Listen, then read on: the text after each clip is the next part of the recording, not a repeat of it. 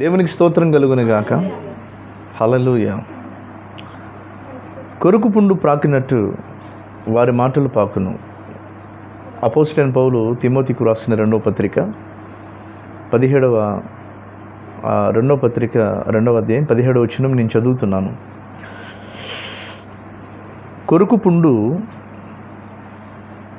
ప్రాకినట్టు వారి మాటలు ప్రాకును.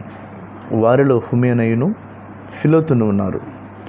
వారు పునరుద్ధానం గతించిపోయినని చెప్పుచు సత్యం విషయము తప్పిపోయి కొందరిని విశ్వాసమును చెరుపుచున్నారు. ఎవరంటే వాళ్ళు హుమేనై, ఫిలోతు. ఎవరండి? హుమేనయును, ఫిలోతు. వీరేం చేస్తున్నారంటే పునరుద్ధానం గతించిపోయినది అని చెప్తున్నారు. పునరుద్ధానం గతించిపోయిందని. అసలు పునరుద్ధానం అంటే ఏంటి? యేసుక్రీస్తు మరణించి 3వ దినాన లేచాడు. నిజమేనా? ఆయన లేచినప్పుడు సకల పరిశుద్ధులందరూ కూడా లేచారు. గ్లోరీ. ఆయన పునరుద్ధానుడిగా లేచాడు. అపోస్తలులు ఏమన్నారంటే మేము పునరుద్ధానుడైన క్రీస్తును మేము ప్రకటించుచున్నామన్నారు. ఇప్పుడు ఆది అపోస్తలుల బోధన ప్రకటిస్తున్న నేను చెప్తున్నాను, మేము పునరుద్ధానుడైన క్రీస్తుని ప్రకటించుచున్నాం. ఎందుకు ప్రకటించుచున్నామంటే ఒక రోజున మేము కూడా పునరుద్ధానములో లేపబడబోతున్నాము కాబట్టి. ఇక్కడ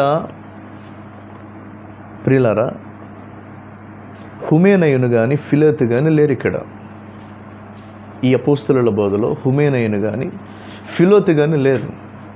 అసలు వీరు ప్రకటిస్తున్న బోధ ఏంటంటే పునరుద్ధానమే లేదు, అసలు పునరుద్ధానమే లేదని అనేక మంది విశ్వాసాన్ని, సత్యం విషయంలో అనేకులు తప్పిపోయేటట్లుగా కొందరిని విశ్వాసమును చెరుపుచున్నారు. సత్యము విషయంలో నుండి తొలగిపోయేటట్లుగా కొందరు విశ్వాసాన్ని చెరుపుతున్నారు అనబడిన మాట దేనికి సూచనగా ఉందంటే జారత్వానికి సూచనగా ఉంది. చెరపడం, చెరుపుతున్నారు. అందుకని దీన్ని ఏమంటుందంటే వాక్యం, ప్రొఫెక్ట్ ఏమంటున్నాడంటే ఇది ఆత్మీయ వ్యభిచారం అని చెప్పాడు. దేవునికి స్తోత్రం. వీరేం చేస్తున్నారంటే సత్యము విషయమే కొందరిని చెరుపుచున్నారు. ఈ కాలంలో కూడా చాలా డినామినేషన్స్ మనకు కనబడుతున్నాయి. వారు ఏమంటున్నారంటే పునరుద్ధానం అనేది లేదు, అంటే ర్యాప్చర్ అనేది అయిపోయింది, ఎత్తబట్ట అనేది గతించిపోయిందని కొందరు చెప్తున్నారు. వారిలో కొందరు యెహోవా సాక్షులు చెప్తున్నారు. ఇకపోతే కొందరు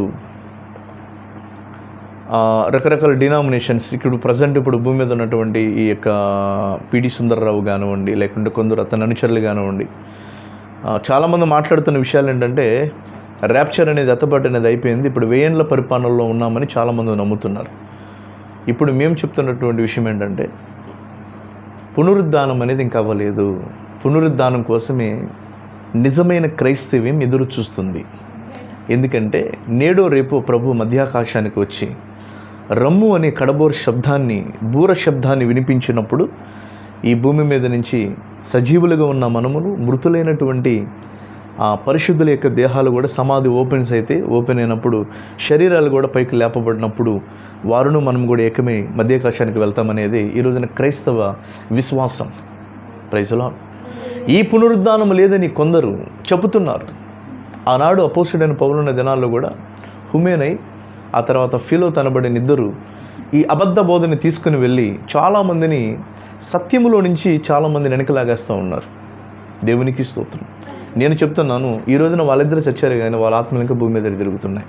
ప్రజల వాళ్ళ ఆత్మలకు ఏం చేస్తున్నాయంటే భూమి మీద తిరుగుతున్నాయి. కారణం ఏంటంటే ఈ రోజున సత్యము గురించినటువంటి ఆలోచన జనాలకి లేకుంటే కొందరు ఇది సత్యమే కదా అని ఆలోచిస్తూ ఉన్నప్పుడు కాదు ఇది సత్యము కాదు, మీరేదో భ్రమలో ఉన్నారు అని చెప్పి సత్యము దగ్గరకు వస్తున్న వారిని కూడా చాలామంది ఏం చేస్తున్నారంటే బలహీనులుగా మార్చి వారి వైపు తిప్పుతున్నటువంటి పరిస్థితులను కూడా మనం చూస్తూ ఉన్నాం. దేవునికి స్తోత్రం కలుగును గాక.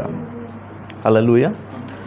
ప్రియమైన వారలారా, సత్యమును గూర్చి తప్పుడు సమాచారాన్ని ఇచ్చి కొందరిని విశ్వాసము నుండి చెరుపుతున్నారు. ఎక్కడి నుంచి చెరుపుతున్నారు? విశ్వాసము నుండి చెరుపుతున్నారు. విశ్వాసం అనబడిన దానికి అర్థం ఏంటంటే, విశ్వాసం అనగా అర్థం ఏంటంటే నిరీక్షించుబడు వాటి యొక్క నిజస్వరూపం. ఏంటి? నిరీక్షించబడు వాటి యొక్క నిజస్వరూపం. ఇప్పుడు మన విశ్వాసం ఏంటి?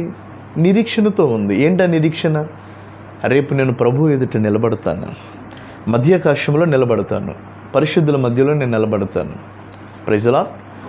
ఈ యొక్క 7 సంఘములలో నుండి, అంటే ఎఫెసు, స్మరణ, పెర్గం, తుయితైర, సార్దిస్, ఫిలదెల్ఫియా, లవోదికియా అనబడిన 7 సంఘకాలాల్లో నుంచి, ప్రతి కాలంలో నుంచి కాస్త వధువు అనేది, పెండ్లి కుమార్తె అనేది రెడీ అయింది.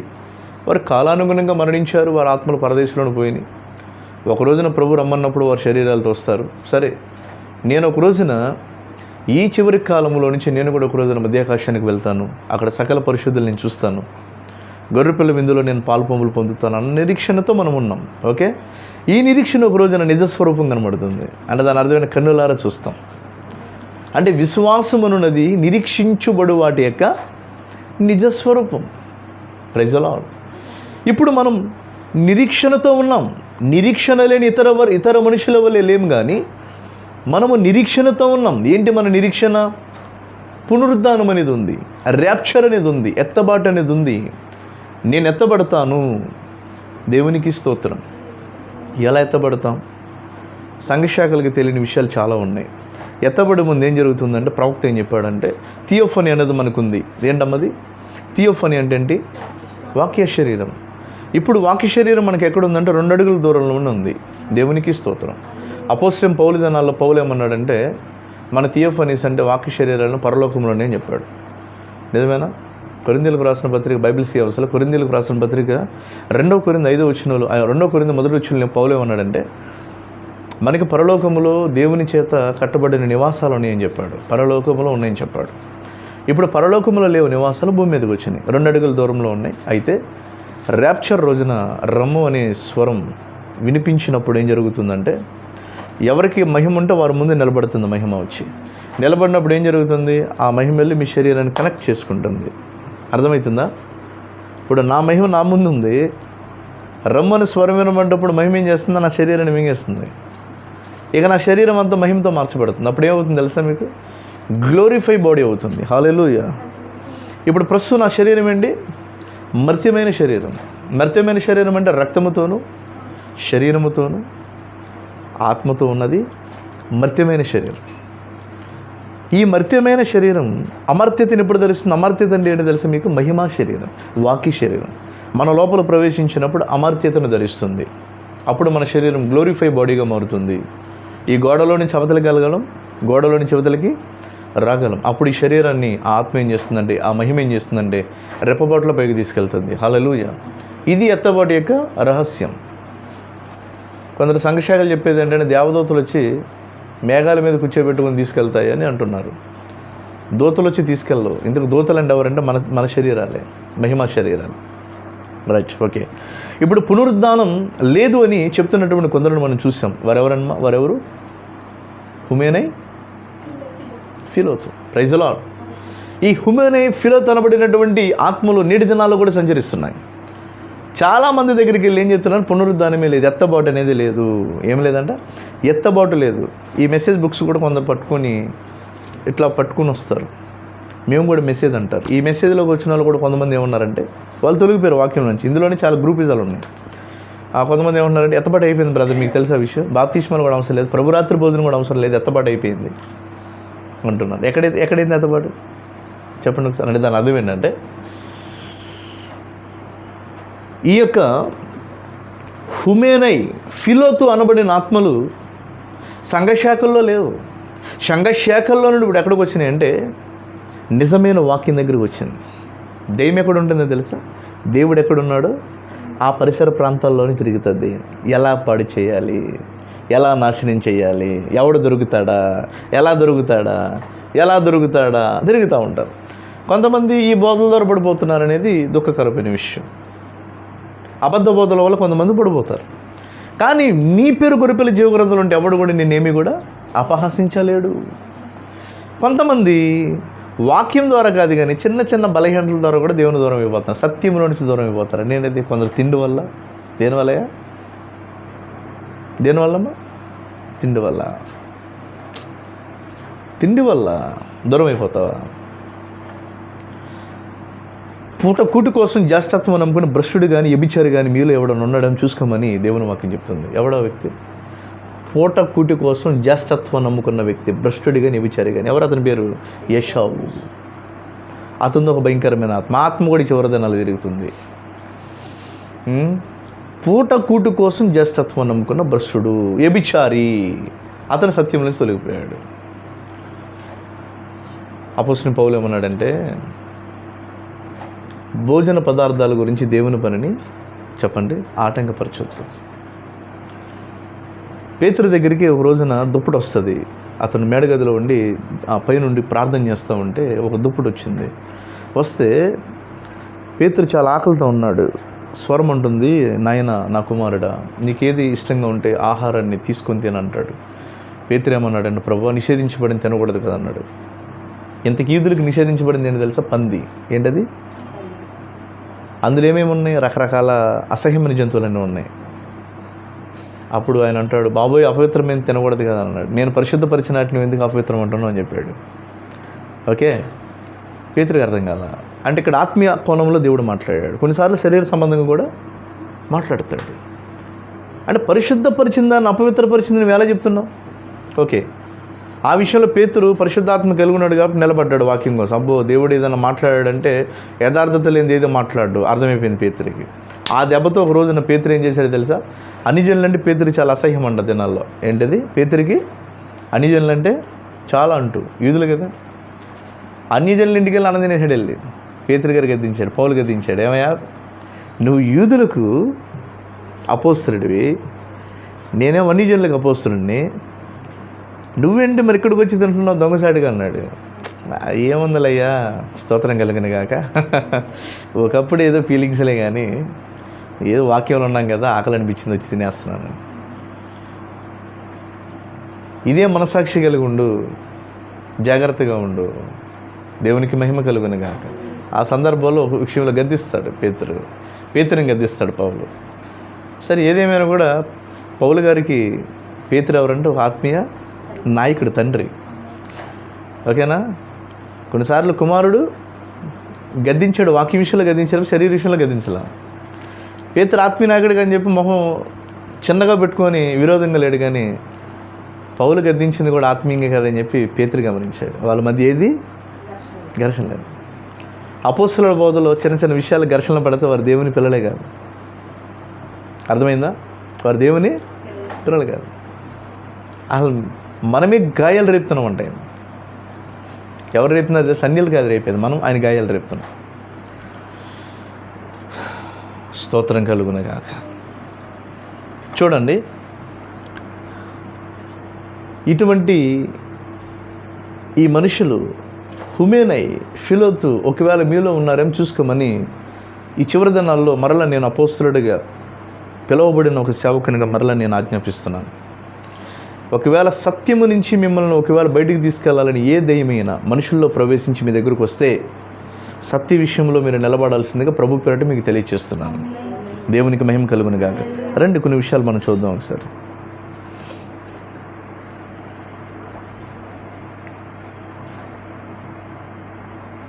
రెండవ తిమోతి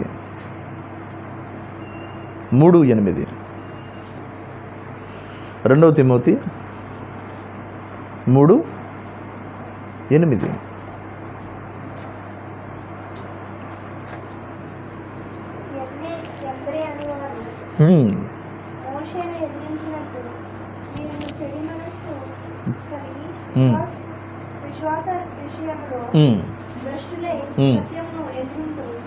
చాలు, దేవునికి స్తోత్రం. హల్లెలూయా. వాక్యం స్పష్టంగా మనకు అర్థమవుతుంది. ఎన్నే ఎంబ్రే. చూడండి, పేర్లు మారుతున్నాయి కానీ ఆత్మలు మాత్రం ఒకటే. జాగ్రత్త చూడండి, మీరు వాక్యాన్ని పట్టుకోవాలి. మీరు అక్కడ ఇందాక మనం ఎవరిని చూసాం? మనం హుమేనై, ఫిలోతుని చూసాం. ఇక్కడ ఎవరిని చూస్తున్నాం మనం?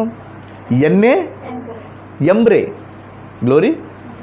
ఎన్నే ఎంబ్రే అనువారు మోషేను ఎదిరించినట్టు వీరును చెడిన మనస్సు కలిగి విశ్వాస విషయంలో భ్రష్టులే సత్యమును ఎదిరింతురు. మోషేను ఎదిరించినట్లే సత్యాన్ని కూడా ఎదిరిస్తారంట. సత్యం ఎవరు తెలుసా?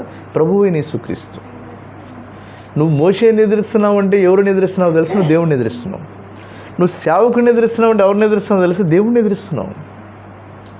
నువ్వు సేవకుడిని ఎదిరిస్తున్నావు అంటే దేవుడిని ఎదిరిస్తున్నావు. నీవు దేవుణ్ణి ఎదిరిస్తున్నావు అంటే దాని అర్థం ఏంటంటే భ్రష్ట మనసిస్తాడు నీకు దేవుడు. అప్పుడు ఏ మనసిస్తాడమ్మా? భ్రష్ట మనసిస్తాడు. భ్రష్టులు అయిపోయారండి ఎవరాలు? ఎంబ్రే సత్యమును ఎదిరించారు, మోషేని ఎదిరించారు. దేవునికి మహిమ కలుగునుగాక. వీళ్ళ పేర్లు ఎక్కడ కూడా మన పాత నిబంధనలు కనబడవు. ఆదికాండం నుంచి ద్వితీయోపదేశకాండం వరకు నువ్వు ఎక్కడ చదివినా కూడా ఎంబ్రే కనబడరు. కనిపిస్తారా? కానీ ఇక్కడ పౌలు చెప్తున్నాడు వాళ్ళ గురించి. ఎంబ్రే గురించి ఎవరు చెప్తున్నారు? ఇక్కడ పౌలు చెప్తున్నాడు. దేవునికి మహిమ కలుగునుగాక. ఎవరు చెప్తున్నారు ఇక్కడ? ఎంబ్రే గురించి పౌలు చెప్తున్నాడు. ఎదిరించే మనసు ఆనాడు ఇశ్రాయేలుకి ఎవరు తీసుకొచ్చారంటే ఎంబ్రే తీసుకొచ్చారంట. అర్థమైందా? అరణ్యములో నుండి మోషే నడిపిస్తూ ఉంటే ఐగుప్తు నుండి తీసుకొస్తూ ఉన్నప్పుడు మాకు అక్కడ కీరదోసకాయలు ఉన్నాయి. ఏమున్నాయమ్మా? కీరదోసకాయలు ఉన్నాయి. ఇంకేమున్నాయి? ఉల్లిగడ్డలు ఉన్నాయి, సొరకాయలు ఉన్నాయి. ఐగుప్తులు అప్పుడప్పుడు దొరకడానికి ఏదో కాస్త కోస్తో ఉప్పుగా ఏదో దొరికేది, మాంసమో లేకుండా ఏదో దొరికేది. నువ్వేంటి మమ్మల్ని అరణ్యంలో చంపడానికి తీసుకొచ్చావు? అక్కడ ఉంటే మాకు ఏమన్నా ఇబ్బంది ఏమైనా ఉందా? ఏదో ఎట్టు పని చేసుకుంటున్నాం, ఏదో పనులు చేసుకుంటున్నాం, నెలలో పనులు, గిన్నెలు కడుగుతున్నాం, బట్టలు ఉతుకుతున్నాం, అవసరమైతే విగ్రహార్థం సామాన్లు కడమంట కడుగుతున్నాం, అవసరమైతే వాళ్ళు కాలు నొక్కుతాం, వాళ్ళు కాలు కడమంట కడుగుతాం వెళ్ళి. ఎన్ని పనులు చేసినా బాగానే ఉంది మాకు. నువ్వు ఎందుకు తీసుకొచ్చావు మమ్మల్ని ఇక్కడికి? బయటికి సత్యం అంటున్నావు, వాక్యం అంటున్నావు, వాగ్దానం అంటున్నావు, పితరులు చేసిన వాగ్దానం అంటున్నావు, దేవుడు నన్ను పంపించాడు అంటున్నావు, దేవుని స్వరాన్ని విన్నానంటున్నావు. ఎందుకు తీసుకొచ్చావు మమ్మల్ని? అరణ్యంలో చంపడానికి తీసుకొచ్చావా? ఈ మనస్సు ఎక్కడి నుండి వచ్చిందంటే ఎంబ్రే నుండి వచ్చింది. ఎంబ్రే మోషేని శోధించడానికి కొంతమంది మనసులను గలిబిలి చేశారంటే వెళ్ళి వీళ్ళందరూ కలిసి మోషే దగ్గరికి వచ్చి శోధన, ఎందుకు తీసుకొచ్చావు మమ్మల్ని? ఐగుప్తులో ఉంటే నెమ్మది గుందిగా మాకు ఇక్కడికి ఎందుకు తీసుకొచ్చావు? నాశనం చేయడానికి తీసుకొచ్చావు, చంపడానికి తీసుకొచ్చావు నువ్వు. వ్యాసారిపోయాడు మోషే మనిషే కదా, ఎంత ప్రవక్త అయినా కూడా మనిషే కదా. ఏడ్చేవాడు అంట దేవుని దగ్గర. ప్రభువా, ఏంటి నాకు ఇటువంటి విశ్వాసాలను అప్పగించావు నాయనా, నీ దండం నాయనో, పడలేకపోతున్నా నేను. ఆ హోరే పర్వతం దగ్గర గొర్రెల మందని మేపుకుంటూ ఉంటే బాగుండి ఉండేది పరిస్థితి. తీసుకొచ్చి వీళ్ళని అప్పగించావు. నాకున్న బుర్ర మీద ఇంటికలన్నీ ఊడిపోయి బోడుగుండు అయిపోతున్నాను నేను. నా వల్ల అవ్వట్లేదు వీళ్ళని తీసుకెళ్ళడం. మోషే కంగారు పడద్దు. ఆ బండ దగ్గరికి వెళ్ళి చిన్న ప్రార్థన చేసి సరే కరెంటు కొట్టేశాడు. నీళ్ళు వచ్చినాయి. నీళ్ళు తాగడం ముందర నీళ్ళు తాగేశారు. నీళ్ళు తాగితే సరిపోద్దాం మాకు? మాంసం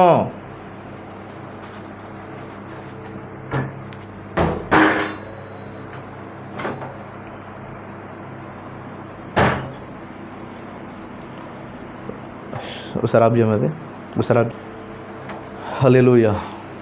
దేవుని మహిమ కలుగును గాక. సరే నా ప్రియమైన దేవుని పిల్లలారా, జాగ్రత్త చూడండి. మోషే చాలా వ్యాధం చెందుతున్నాడు. ఎందుకంటే నేను ఇంతమందితో పడలేకపోతున్నాను, 20 లక్షల మంది ఎలా పడ్డాడో నాకు అర్థమవుతుంది. నాకు చాలా విచిత్రంగా ఉంది నిజంగా. చిన్న మందతోనే మేము పడలేకపోతుంటే 20 లక్షల మంది ఎలా పడ్డాడు మోషే? అందుకనే ఓసారి ద్రోహులారిని తిట్టాడు. చాలా భయంకరంగా గద్దించాడు సంఘాన్ని, ఏడ్చాడు, ఆఖరి ప్రార్థన చేశాడు. ప్రభువా, వీళ్ళు వేధిస్తున్నారయ్యా, మన్నానేమన్నా కురిపించు అని ప్రార్థన చేస్తే మన్నా తిన్నారు. మన్నాతో తృప్తి పడమంటామన్నారు. ఏం కావాలి? మాంసం కావాలన్నారు. ఏమన్నారు? సరే మాంసం కావాలన్నారు. పూరేలు కురిపించాడు. ప్రార్థన చేస్తే పూరేలు పడ్డాయి. కాల్చినటువంటి మాంసం అంటే పడిందండి కిందకి. నేడు ఈ మనుషులు కనుక తినిపిస్తే మరి ఏ మాంసం అంటారో మరి ఆ రోజు నిజంగా మరి దేవుడిని కూడా తిడతారే వీళ్ళు, ఈ మనుషులు అయితే. నాకు అర్థం కావట్లా. పరలోకం నుంచి మాంసం కురిపిస్తే దేవుడు మాంసం తిన్నారు. ఎవరు తిన్నారు? ఇజ్రాయేల్ తినేశారు. ఏ మాంసం పంపావు అని అడగల. నువ్వు ఏ మాంసం పంపమని అడిగావు మోషే అని అడగలు. తినేశారు వాళ్ళు. నేను అంటున్నా, వాళ్ళు ఈ తరం అయితే ఖచ్చితంగా దేవుడిని ప్రశ్నిస్తారు, సేవకుని ప్రశ్నిస్తారు, అందరిని ప్రశ్నిస్తారు. సరే, మొత్తానికి ఈ ఎన్ఏ ఎంబ్రే అనబడినటువంటి వీరు ఏం చేస్తున్నారంటే ప్రతి ఒక్కరిని గలిబిలి చేస్తూ సహవాసములో మిత్రభేదం చేస్తున్నారు. వీళ్ళు ఏం చేస్తున్నారు? వీళ్ళు సహవాసములో మిత్రభేదం. ఏంటి మిత్రభేదం? ఇది ఒకరికి తెలియకుండా ఒకరికి అందిస్తారనమాట. మిత్రభేదం అంటారు దీన్ని. అప్పుడు ఏమవుతారంటే ఆత్మీయ జీవితంలో కొంతమంది ఎదిగే వాళ్ళు ఏమవుతారంటే కలవరానికి గురైపోతారనమాట. ఒకవేళ నీ వల్ల ఒకరు ఆత్మీయ జీవితంలో బలహీన లేకపోతే ముందలే నేను తీసుకెళ్ళి తీర్పులో ఫస్ట్ నేను నిలబెడతాడు. అక్కడ తీర్పులో నిలబెట్టేస్తాడు దేవుడు. నీ వల్ల ఒక విశ్వాసి భ్రష్టుడైతే తీర్పులో నిలబెడతామే కాదు, అగ్నిగుండంలో వేస్తాడు తీసుకెళ్ళి. గొర్రెపిల్ల జీవగ్రంథంలో ఉన్న పేరు కూడా కొట్టేస్తాడు, అవసరం లేదు అక్కడ. దేవునికి స్తోత్రం కలుగును గాక. హల్లెలూయా. ఎవరంటే వీళ్ళు? ఎన్ఏ ఎంబ్రే. వీళ్ళు ఎవరంట? మోషేని ఎదిరించారంట. వీరు చెడిన మనస్సు అండిల్ది. ఏ మనస్సు అండిల్ది? చెడిపోయిన మనస్సు.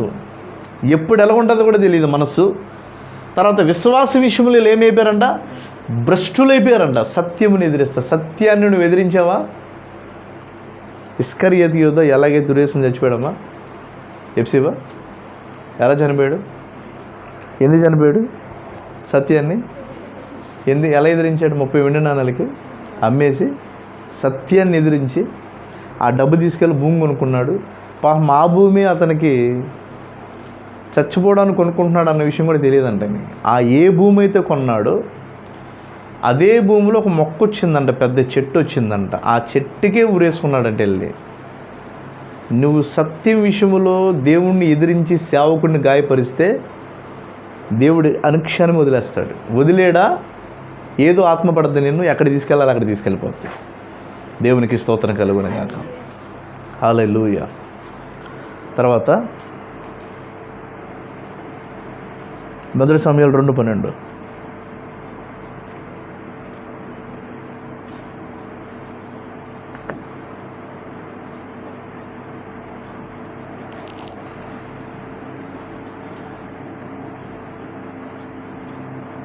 మొదటి సమయాలు 2:12.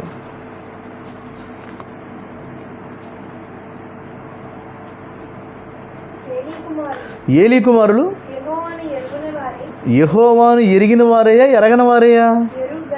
అది ఎరుగని వారై. ఎంతమంది? ఎంతకి ఏలీకి కుమారులు ఎంతమంది? ఏలీకి ఎంతమంది కుమారులు? మొదటి సమయాలు 2వ అధ్యాయం 33వ వచనం. 33వ వచనం దీన్ని అక్కడే.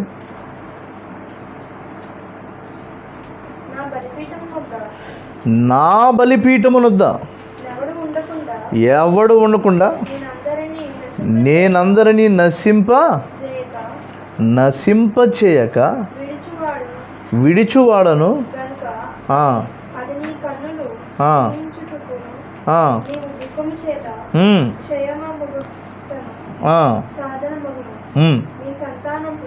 నీ సంతానపు వారందరూ యవ్వన కాలమందు ఎప్పుడైపోతారంట? యవ్వన కాలమందు. దేవునికి అవిధేయత కలిగి జీవిస్తే నీ సంతానంలో ఉన్నవారు యవ్వన కాలంలోనే మరణమైపోతారు. తర్వాత 34 వచనం. నీ ఇద్దరు కుమారులైన, ఇప్పుడు నోట్ చేసుకోండి, హోఫ్ని ఫినోహోసునకును సంభవించునని నేను చెప్పిన దానికి నీకు సూచనగా ఉండును. ఒక్కనాటి అందే వారిద్దరు తలలపైకి ఎత్తానండి. ఒకసారి ఏలి అనబడిన ఒక యాజకుడు మనకు కనిపిస్తున్నాడు పాత నిబంధన గ్రంథంలో. ఆయన గారికి ఎంతమంది కుమారులు ఉన్నారంటే 2 ఉన్నారు. వారిద్దరి పేర్లు ఏంటమ్మా? హోఫ్ని, ఫినోహోస్. ఇందాక నుంచి మనం ఇద్దరినే చూస్తున్నాము, హోఫ్ని, ఫినోహోస్. వీళ్ళిద్దరు ఎవరంట? యెహోవాని ఎరగని మిక్కిలి దుర్మార్గులని వాక్యం చెప్తుంది. వీళ్ళు ఎవరండి? ఇతను చేసేది దేవుని సేవే ఏలి, కానీ ఇతని పిల్లలు ఎలా ఉన్నారు? దుర్మార్గులుగా ఉన్నారు. నేడు ప్రవక్త ఏమన్నాడంటే వీళ్ళ గురించి? ఏలి అనబడినటువంటి వ్యక్తి ఒక సంఘ శాఖ అని చెప్పాడు. దేవునికి స్తోత్రం. నేడున్న సంఘ శాఖల యొక్క పాస్టర్ల పిల్లలంత దుర్మార్గుల్ని ఇంకెవరు మనం చూడం. వాస్తవేనా? నేడున్న డినామినేషన్స్లో ఉన్న పాస్టర్సు ఎలా ఉన్నారంటే కళ్ళు మందగిళ్ళలా ఉన్నారు. దేవుని స్వరం అనేది వాళ్ళకి తెలియదు, సత్యం అంటే వాళ్ళకి తెలియదు, ఉపదేశం అంటే వాళ్ళకి తెలియదు, ఆది అపోస్తలుల బోధ ఎలా ఉందనేది కూడా వాళ్ళకి అర్థం కాదు. కాబట్టి వాళ్ళకి అర్థం కానప్పుడు పిల్లలకి ఏమర్థమైంది? ఇప్పుడు పిల్లలు ఎలా ఉన్నారు? ఏలి కుమారులు మిక్కిలి దుర్మార్గులు. అంటే యెహోవా అంటే ఎవరో కూడా తెలియదంట. ఈ మహానుభావుడు ఏనాడు కూడా దేవుని సత్యమును గురించి వారి పిల్లలకు ఏనాడు కూడా తెలియపరచలేదు. ఇప్పుడు వారు ఎలా మారిపోయారంటే మిక్కిలి దుర్మార్గులైపోయారు. మిక్కిలి దుర్మార్గులే వాళ్ళు ఏం చేస్తున్నారంటే అసహ్యమైన కార్యాలు చేస్తున్నారు. దేవుని మందిరానికి వస్తున్నటువంటి ఆడపిల్లలని ఒక రకంగా హింస చేయడం, లేకుంటే యెహోవా మందిరానికి ఇచ్చినటువంటి ఆ మాంసం కానీ, ఆనాటి గొర్రెలు కానివ్వండి, లేకుంటే ఏం చేయాలి? కరువును తీసుకెళ్ళి దేవునికి హోమం చేయాలి. మాంసాన్ని మొదట తీసుకెళ్ళి దేవుని హోమం చేయాలి. వాళ్ళు ఏం చేసేవాళ్ళంటే దేవునికి ఇచ్చే దాంట్లోనే వాటర్ లాగేసేవాళ్ళు తెలియకుండా. అంటే ప్రతిదీ కూడా నా ప్రియమైన వారాలు చాలా విచ్ఛిన్నంగా చేశారు. నేడు కూడా మనం చూస్తే వారు ఏ విధమైన హోఫ్నీ ఫినోహోస్ యొక్క మీద ఉన్నటువంటి ఆత్మ ఏ విధమైన ఆత్మ ఉందో సేమ్ అదే ఆత్మ నాడు సంఘాల్లో ఉన్న వాళ్ళ కూడా మీద పనిచేస్తుంది. ఎలా పనిచేస్తుంది? ఒక సంపూర్ణమైన ప్రతిష్ట అనేది లేదు. నిజమేనా? మొక్కుకుంటారు నోటితో, నాయనా నాయనా నాయనా నాయనా నాయనా నాయనా. ఏంటండి అది?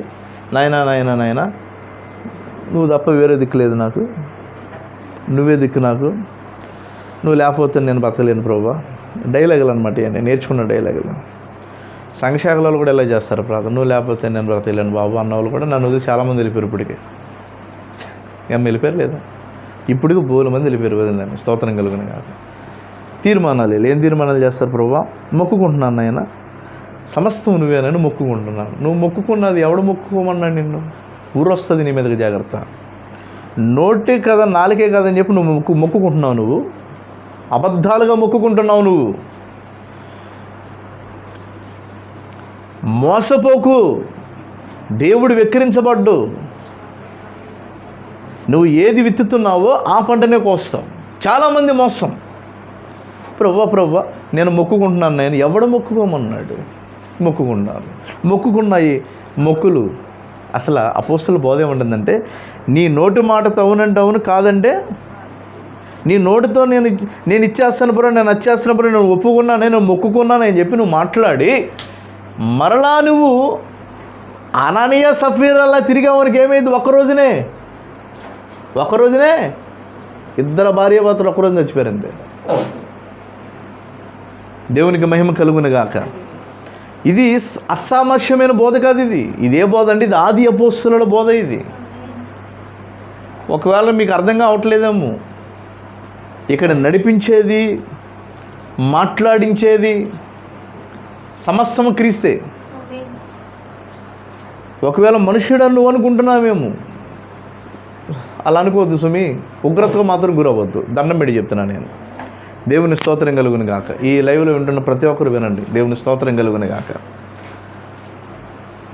ఇక్కడ హోఫ్నీ ఫినోహోస్ అనబడిన వాళ్ళు కూడా ఏం చేసి మిక్కిలి దుర్మార్గులు. యెహోవా అంటే ఎవరో తెలియనంత దుర్మార్గులు ఉన్నారంటే. ఏమండి, దేవుడు అంటే ఎవరో తెలియనంత దుర్మార్గుల్ని ఎక్కడ చూస్తాం? మనం లోకంలో చూస్తాం. కానీ వీళ్ళు ఎవరంటే ఒక దైవ సేవకుని యొక్క ఎంతమంది అమ్మేలు? ఇద్దరు. వాళ్ళ పేర్లు ఏంటంటే హోఫ్నీ ఫినోహోస్.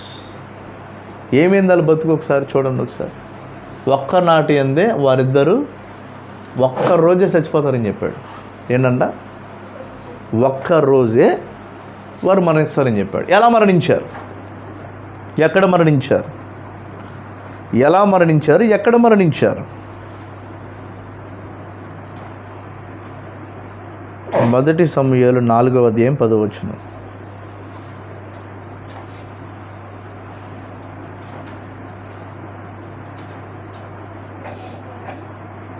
మొదటి సమూయేలు 4:10.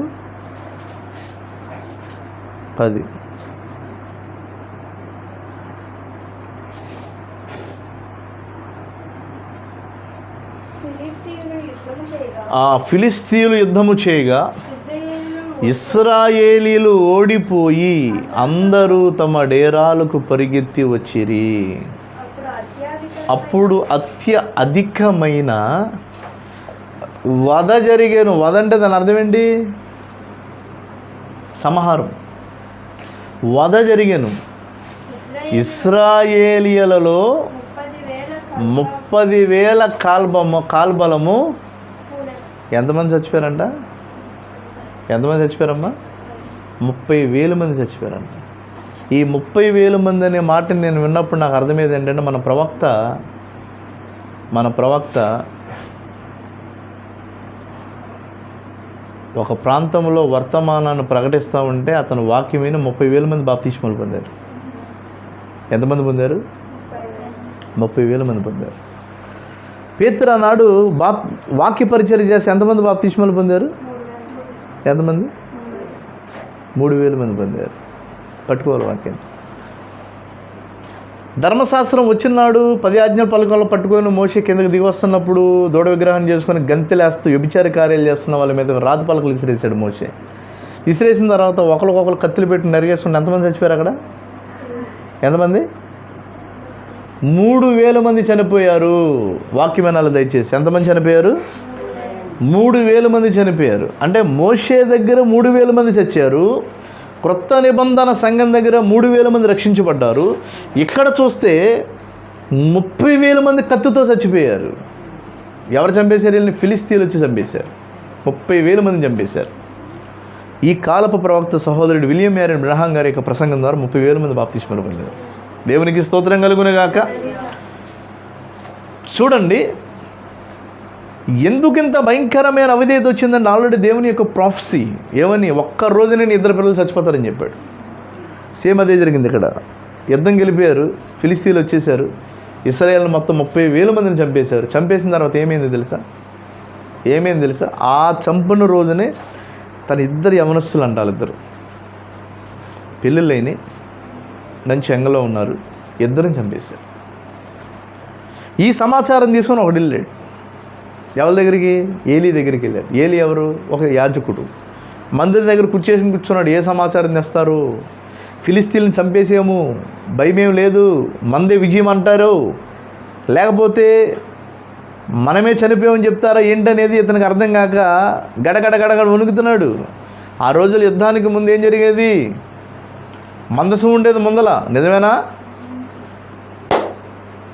ఫిలిస్తీన్లు వచ్చి మొత్తం 30,000 మందిని చంపేసిన తర్వాత, తన 2 పిల్లల్ని చంపేసిన తర్వాత నిబంధన మందసాన్ని తీసుకొని ఎత్తుకెళ్ళిపోయారంట. ఆఖరికి కొందరు వచ్చి ఏలీ దగ్గరికి వచ్చి చెప్పడానికి వస్తున్నారు. రక్తపు మరకలతో వచ్చి ఏలీ అని పిలిస్తే, ఏ తండ్రి హృదయం ఎలా ఉంటుందమ్మా 2 పిల్లలు ఒక్కరోజు చచ్చిపోయారంటే? చెప్పు ఒకసారి. బాధ వస్తుంది లేదా? ఏలీ దగ్గరికి వచ్చి నిలబడి, అయ్యా మన ప్రజల్ని 30,000 మందిని ఫిలిస్తీన్లు చంపేశారు, నరికేశారు, ఇకపోతే నీ 2 పిల్లలను కూడా చంపేశారని చెప్తే పాపం కళ్ళంటే నీళ్ళు గారిని ఆయనకి. ఎంతైనా కొడుకులు కదా మరి. అతనికి అప్పుడు బాధ కలిగింది. అయ్యో దేవుని యొక్క వాక్కు వచ్చింది, అప్పటికి నేను వాళ్ళని సరిచేయలేకపోయాను నేను. అయ్యో ఏంటి పరిస్థితి అని చెప్పి వేదన చెందుతున్నాడు. ఆ లోపు ఇంకో మాట చెప్పారు. ఏంటి తెలుసా? మీ 2 పిల్లల్ని చంపడమే కాదు కానీ నిబంధన మందస్సాన్ని కూడా ఎత్తుకొని వెళ్ళిపోయారని చెప్పినప్పుడు ఆ మాట కంట ఏలి తట్టుకోలేకపోయాడంట. ఎవరైనా కుర్చీ మీద కూర్చున్నవాడు, ద్వారం దగ్గర కూర్చున్నవాడు ఎదరపడి చస్తాడా, వెనకపడి చస్తాడా? ఎలా చచ్చిపోయాడు? వెనక్కి పడి మెడకాయ అంట ఇరిగిపోయిందంట అతనికి. యాజకుడికి వెనక్కపడి మెడ ఇరిగి చచ్చిపోయాడంట. ఒక రోజున ఎంతమంది చచ్చిపోయారు వీళ్ళు? అక్కడే 30,000 మంది చచ్చిపోయారు. ఇక్కడ చూస్తేనేమో ఏలీ కూడా చనిపోయాడు. నా ప్రియమైన దేవుని పిల్లలారా జాగ్రత్తగానండి. ఈ హోఫ్ని ఫినోహోస్ యొక్క ఆత్మలు నేటి కాలంలో కూడా సంచరిస్తున్నారు. వీళ్ళు దేవుని మందిరాలకు వచ్చినా, వాక్యం వింటాకు వచ్చినా, సంచరించినా వీళ్ళ స్వభావాలు యెహోవాని ఎరగనంత దుర్మార్గులను వాక్యం చెప్తుంది. కొందరు అంటారు నేను దేవుడిని ఎరిగాను అంటున్నారు, కానీ దేవుడు అంటాడు నువ్వెవరో తెలియదు అంటున్నాడు ఆయన. యెహోవాని ఎరగనంత దుర్మార్గులుగా ఉండి, యాజకుడు దగ్గరగా ఉండి, దేవుని మందిరంలోది తింటూ, యాజకులు అంటే ఎవరు? దేవుడిచ్చింది తినాలి కదా. దేవుని మందిరంలో తింటూ సాగుతున్న వారి మీదకి ఏమొచ్చిందో తెలుసా? ఉగ్రత దిగి వచ్చింది. ఎందుకు వచ్చిందంటే ఉగ్రత, వారు మిక్కిలి దుర్మార్గులని దేవుని వాక్యం తెలియచేస్తుంది.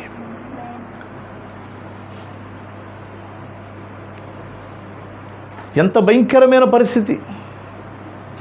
ఈ ప్రతి కాలములో కూడా ఇద్దరు ఆత్మలు సంచరిస్తారు. పేర్లు మారుతున్నాయి కానీ ఇద్దరు ఏం చేస్తున్నారంటే కాలానుగుణంగా మారుతూ వస్తున్నారనమాట.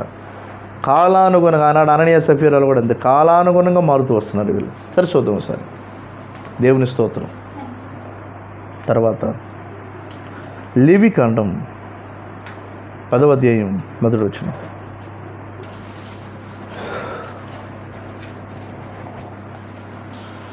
లేవికాండం 10:1. చూడండి, అహరోను కుమారులైన నాదాబు, అబీహులు తమ తమ ధూపార్తులను తీసుకుని వాటిలో నిప్పులుంచి వాటి మీద ధూపద్రవ్యములు వేసి యెహోవా తమకు ఆజ్ఞాపించినా లేకపోతే ఆజ్ఞాపింపని అనుందా? ఆజ్ఞాపింపని వేరొక అగ్నిని ఆయన సన్నిధికి తేగా. యెహోవా సన్నిధి నుండి అగ్ని బయలుదేరి వారిని కాల్చివేసిన వారు యెహోవా సన్నిధిని మృతి పొందిరి. తలపైకి ఎత్తినండి ఒకసారి. అహరోను కుమారులు. అహరోను ఎవరు? జాగ్రత్తగానండి, మీరు ఏది పడతా చెప్పొద్దు. అహరోను ఎవరు? మోషే సహోదరు. మోషేకి ఎంతమంది పిల్లలు? మోషే యొక్క రిలేషన్స్ ఎంతమంది? రక్త సంబంధికులు ఎవరు? మోషే, రైట్. వాళ్ళ తల్లిదండ్రులు ఎవరు?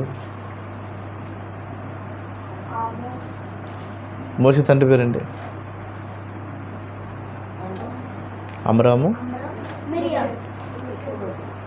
అమ్రాము యోకేబేతు.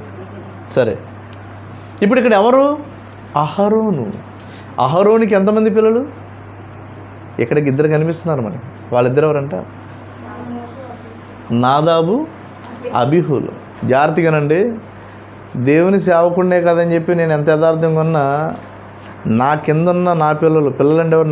నా ద్వారా పుట్టినాళ్ళు. కానీ నేను ఆత్మీయంగా కన్నది మీరైనా కానీ వాక్యానుసారంగా జీవించకపోతే ఏమొస్తుంది తెలుసా? మరణం దిగి వస్తుంది. జాగ్రత్త. ఇక్కడ సేవకుడు కన్నీటి ప్రార్థన చేస్తున్నాడు, లేదా వాళ్ళ కోసం అడ్డుపడతాడు, వాళ్ళ కోసం తెల్లవారులు జోమలేసి ప్రార్థన చేస్తాడు, ఉపవాసాలను ఏడుస్తాడు. అమ్మో గొప్ప సేవకుడు ఉన్నాడు మా కోసం అంటే కూడా దేవుని యొక్క కనుదృష్టి కరుణ రాదు.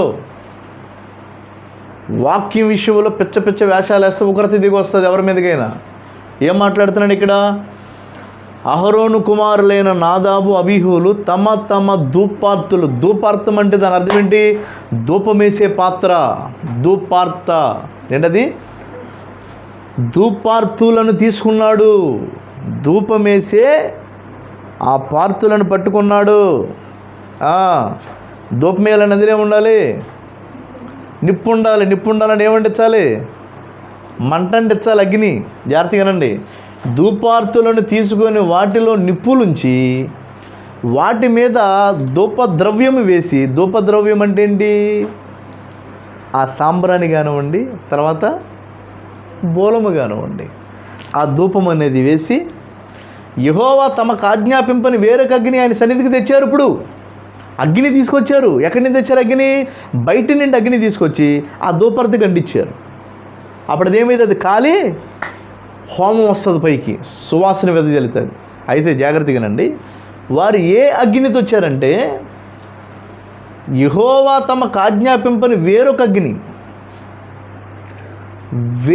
అగ్నితో వచ్చారు ఆయన సన్నిధి లోపలికి. దేవుని కోపం వారి మీద దిగి వచ్చింది. యెహోవా సన్నిధి నుండి అగ్ని బయలుదేరి వారిని కాల్చేసిందంట. ఎక్కడి నుంచి వచ్చిందంట అగ్ని? యెహోవా సన్నిధి నుండి అగ్ని బయలుదేరి వచ్చి వాళ్ళని కాల్చి వేసిన వారు యెహోవా సన్నిధిని మృతి పొందిరి, చచ్చిపోయారని వాక్యం చెప్తుంది. వేరొక అగ్ని. జాగ్రత్తగా ఒకసారి. వేరొక అగ్ని అంటే దాని అర్థం ఏంటి? అగ్ని అంటే దాని అర్థం ఏంటి? నా మాట అగ్ని వంటిది కాదా అన్నాడు. దేవునికి స్తోత్రం. ఇప్పుడు దేవుని సన్నిధిలో ఉన్న అగ్ని ఏంటి? ఆ కాలంలో ఇవ్వబడిన వాక్యమే అగ్ని. అంటే దేవుడు ఏదైతే ఆజ్ఞాపించాడో అగ్నిని మాత్రం వాళ్ళు తీసుకెళ్ళాలి. నేడు మనకున్న అగ్ని ఏంటి? ఆది అపోస్తుల ద్వారా ఇవ్వబడిన వాక్యమనే అగ్ని. వేరొక వాక్యముతో గనక మనము దేవుని సన్నిధిలోనికి ప్రవేశిస్తే ఆయన ఏం చేస్తాడో తెలుసా? ఆయన సన్నిధి నుండి వచ్చిన అగ్ని ఏం చేస్తుందో తెలుసా? కాల్చేస్తుంది. దేవునికి మహిమ కలుగును గాక. ఇప్పుడు వేరొక అగ్ని, నా ప్రియమైన వారలారా చూడండి, వీళ్ళకి వేరొక అగ్ని తీసుకురావాలన్న ఆలోచన ఎవరిచ్చారు వీళ్ళకి? ఎక్కడి నుండి వచ్చింది స్పిరిట్? ప్రారంభములను మనం చూస్తున్నాము. దేవుని బిడ్డల ప్రారంభములను చూస్తున్నాం మనం. ఎక్కడి నుండి చూస్తున్నాం మనం? ఇవన్నీ ఎంబ్రి, నిజమేనా? దేవుని స్తోత్రం. తర్వాత హుమేనయును, ఫిలోతు, తర్వాత ఎవరున్నారు మళ్ళీ? ఓఫ్ని, ఫినోహోస్, కాలానుగుణంగా మారుతున్నారు. తర్వాత అననీయ, సఫీరాలు. దేవుని స్తోత్రం కలుగునుగా. ఇప్పుడు ఎవరు వచ్చారంటే నాదాబు, అబీహులు వచ్చారు. ఎవరు వచ్చారండి? నాదాబు, అబీహులు వచ్చారు. ఒక రోజునే దేవుడు ఏం చేసేది? కాల్ చేశాడు. నా ప్రియమైన దేవుని పిల్లలారా, నిన్ను సత్యముతో పిలిచాడు దేవుడు. ఎలా పిలిచాడు? సత్యముతో పిలిచాడు, వాక్యముతో పిలిచాడు, ఈ కాలపు వర్తమానంతో పిలిచాడు. ఈ కాలానికి దేవుడు ఒక ప్రవక్తను పంపించాడు. ఒక సత్యం అనేది నీకు ఇచ్చాడు. ఎందుకు ఇచ్చాడు తెలుసా? సత్యం అనగా క్రీస్తే. నువ్వు సేవకుడిని ఎదిరించడం కానీ సత్యాన్ని ఎదిరించడం కానీ చేస్తే సత్యం నేను ఏం చేస్తాను? వదిలేస్తుంది. మనం ఇందరు చదివిన వాక్యం ఏంటి? మూలాంశం. వారు ఏం చేశారు? వాళ్ళు 2వ తిమోతిలో మనం చూసాం కదా, హుమేనయును, ఫిలోతును ఉన్నారు. వారు ఏం చేశారు? పునరుద్ధానమే గతించిపోయింది అని చెప్పి కొందరు సత్య విషయంలో నుండి భ్రష్టులుగా చేశారు. ఏం గతించిపోయింది? పునరుద్ధానమే గతించిపోయింది. సత్యము నుండి వారు ఏం చేశారంటే అనేకులని భ్రష్టులుగా చేశారు. దేవునికి మహిమ కలుగును గాక. చూడండి, నిన్ను ఏ పిలుపుతో ఆయన పిలిచాడో, ఏ వర్తమానముతో పిలిచాడో, ఈ చివరి కాలంలో సత్యం అనే వాక్యముతో దేవుడు నిన్ను ఎందుకు పిలిచాడంటే సంఘ శాఖల్లో నుండి ఒక పెండ్లి కుమార్తెగా నిన్ను మార్చడానికి. హల్లెలూయా. ఒక పెండ్లి వస్త్రాన్ని కూడా నీకు ఎందుకు ఇచ్చాడంటే ఇక్కడ నీకు వివాహం అయితేనే రేపు మధ్యాకాశంలో నువ్వు విందుకు ప్రవేశిస్తావని. ఇంత విలువైన వాక్యాన్ని నీకు ఇచ్చి, సత్యం అనే వాక్యాన్ని నీకు ఇచ్చి, పునరుద్ధానం అనేది ఉంది, రమ్ము అనే స్వరం అనేది ఉంది, ఇక్కడి నుంచి నువ్వు ఎత్తబడతావు. ఎత్తబడాలంటే సిద్ధపాటు కలిగి ఉండాలి. ఈ హుమేనే కానీ ఫిలోతు కానీ వారు ఎటువంటి మాటలు చెప్పిన వినకుండా, అసత్యముల గురించిన మాటలు వినకుండా, అబద్ధపు వాక్యములు వినకుండా, అబద్ధపు మాటలు వినకుండా సత్యములు గురించినటువంటి ఆసక్తి కలిగి ఎప్పటికప్పుడే నువ్వు సత్యముతో అలంకరించబడుతూ, వాక్యముతో అలంకరించబడుతూ, నీ ఆలోచన అంత ఏంటంటే పునరుద్ధానం అనేది ఉంది. ఒక రోజున స్వరం వినబడుతుంది, నా శరీరం అనేది మార్పు చెందుతుంది. లేదా యథార్థంగా భక్తి చేస్తే ఒకవేళ కాలగమనంలో నేను మరణించినా కానీ ఆ స్వరం వినబడినప్పుడు నా శరీరం సమాధిలో నుంచి అయినా కూడా పైకి లెగుస్తుంది. ఇదిగో నా దృష్టి ఒకటే, పునరుద్ధానం ఉంది. నేను పునరుద్ధానములు ఎత్తబడాలంటే నా ఆలోచన, నా ధ్యాస ఒకటే, ఏంటంటే సత్యములోనే నేను నిలిచిపోవాలి, సత్యముగానే నేను మారిపోవాలి. ఏంటి సత్యం అంటే? వాక్యం. ఆదికాండం నుంచి ప్రకటన గ్రంథం వరకు నీ కోసం ఇచ్చిన ప్రేమ లేఖ అది. ఈ 66 పుస్తకాలు కలిగినటువంటి ప్రేమ లేఖ అది. 40 మంది చేత వ్రాయబడింది 1500 సంవత్సరాల కాల వ్యవధిలో. దేవునికి స్తోత్రం కలుగును గాక. ఆ ప్రతి లేఖనంలో ఉన్నటువంటి సారాంశం ఏంటో తెలుసా? నీ గురించే, నా గురించే. అది ఎవరికి ఇస్తున్నాడంటే లేక తన భార్యకి ఇచ్చాడు. నిన్ను ప్రేమించి ఇచ్చాడు. ఆ సత్యముతో నువ్వు ఎలా అలంకరించబడాలంటే సత్యముతో నేను అలంకరించబడాలి. ఈ కాలములో ఉన్న నీవు ఇంకా అద్భుతమైన మర్మమనే వాక్యములని దేవుడు బయలుపరిచాడు. కాబట్టి ఆ మర్మములతోనూ సత్యముతో అలంకరించబడి మచ్చ లేకుండా, ముడత లేకుండా, కలంకము లేకుండా, స్వార్థము లేకుండా, అసూయ లేకుండా, కక్ష లేకుండా, దేవునికి స్తోత్రం కలుగునుగాక, బంగారపు ఆశ లేకుండా, ధనమనే ఆశ లేకుండా, తిండి అనే ఆశ లేకుండా, ఒకవేళ దేని గురించైనా నీకు వ్యత్యాసం అనేది లేకుండా, కలహం అనే మనసు నీలో లేకుండా, నువ్వు చస్తేనే కానీ నువ్వు ఆయన రూపంలో ఎన్నడూ మారలేవు. నువ్వు చస్తేనే కానీ నువ్వు మారలేవు. నువ్వు గోధుమ గింజగా ఉంటే అందులో నుంచి మొక్క రాదండి. అది చచ్చిపోతే అందులో నుంచి గొప్ప మొక్క వస్తుంది. అందులో నుంచి అనేక ఫలములు బయటకు వస్తాయి. దేవునికి స్తోత్రం కలుగును గాక. అది ఏదైనా కానీ, మామిడి విత్తనమైనా, లేకుంటే జామ విత్తనమైనా, యాపిల్ విత్తనమైనా, అది విత్తనం ఉంటే ఫలం దానివల్ల ప్రయోజనం లేదు. విత్తనం చస్తేనే పెద్ద వృక్షం బయటకు వస్తుంది. ఆ వృక్షంలో నుండి అనేక ఫలాలు వస్తాయి. నీ వల్ల అనేకలకు ఆశీర్వాదకరంగా నువ్వు మిగిలిపోతావు. దేవునికి స్తోత్రం కలుగును గాక. హల్లెలూయా. నా ప్రియమైన వారలారా, ఈ చివరి కాలంలో సత్యములో నుంచి చాలామంది తొలగిపోతున్నారు. సత్యములో నుంచి చిన్న చిన్న విషయాలతో తొలగిపోతున్నారు. చిన్న చిన్న సంశయాలతో సత్యములో నుంచి గలిబిలైపోతున్నారు. వారితో వాక్యం ఉంటుంది. దేవుని బిడ్డలారా, జాగ్రత్త అని మరొకసారి హెచ్చరిక చేస్తుంది వాక్యం. హల్లెలూయా. ఫిలోతు ఉన్నారు, హుమేనై ఉన్నారు, ఎన్నే ఉన్నాడు, ఎంబ్రే ఉన్నాడు. దేవునికి స్తోత్రం. ఎన్నే ఎంబ్రే ఏమైపోయారండి? భ్రష్టులు అయిపోయారండి మోషేని ఎదిరించి. ఏలీ కుమారుడు ఏమైపోయారండి? దుర్మార్గులు అయిపోయి ఒక్కరోజునే చచ్చిపోయారు. కత్తితో నరికేశారు ఇద్దరిని ఒక్కరోజున. మిక్కిలి దుర్మార్గులు. తర్వాత అహరోను కుమారులు ఎవరు? నాదాబు, అబీహులు. వాళ్ళు కూడా ఏమయ్యారు? తేవలసిన అగ్ని తేక వేరొక అగ్నిది వచ్చారు. ఒక్కరోజున దేవుని అగ్ని వచ్చి వాళ్ళని ఏం చేసిన? కాలు చంపేస్తుంది వాళ్ళని. దేవుని మహిమ కలుగును గాక. వాళ్ళు ఇద్దరిద్దరిని మనం చూస్తున్నాం. ఇప్పుడు ఒక ఇద్దరిద్దరు జంటలు దేవుని కోసం నిలబడ్డారు. వారు ఎవరో తెలుసా? నేను చెప్తాను, మీరు రాసుకోండి, లేకుండా హృదయంలో భద్రపరచుకోండి. లేఖనం కాకుండా టూకీగా చెప్తాను నేను. కాలేబు యెహోషువ గురించి ఎంతమంది తెలుసు? కాలేబు యెహోషువ. ఈ కాలేబు యెహోషువలు ఏం చేసేది తెలుసా?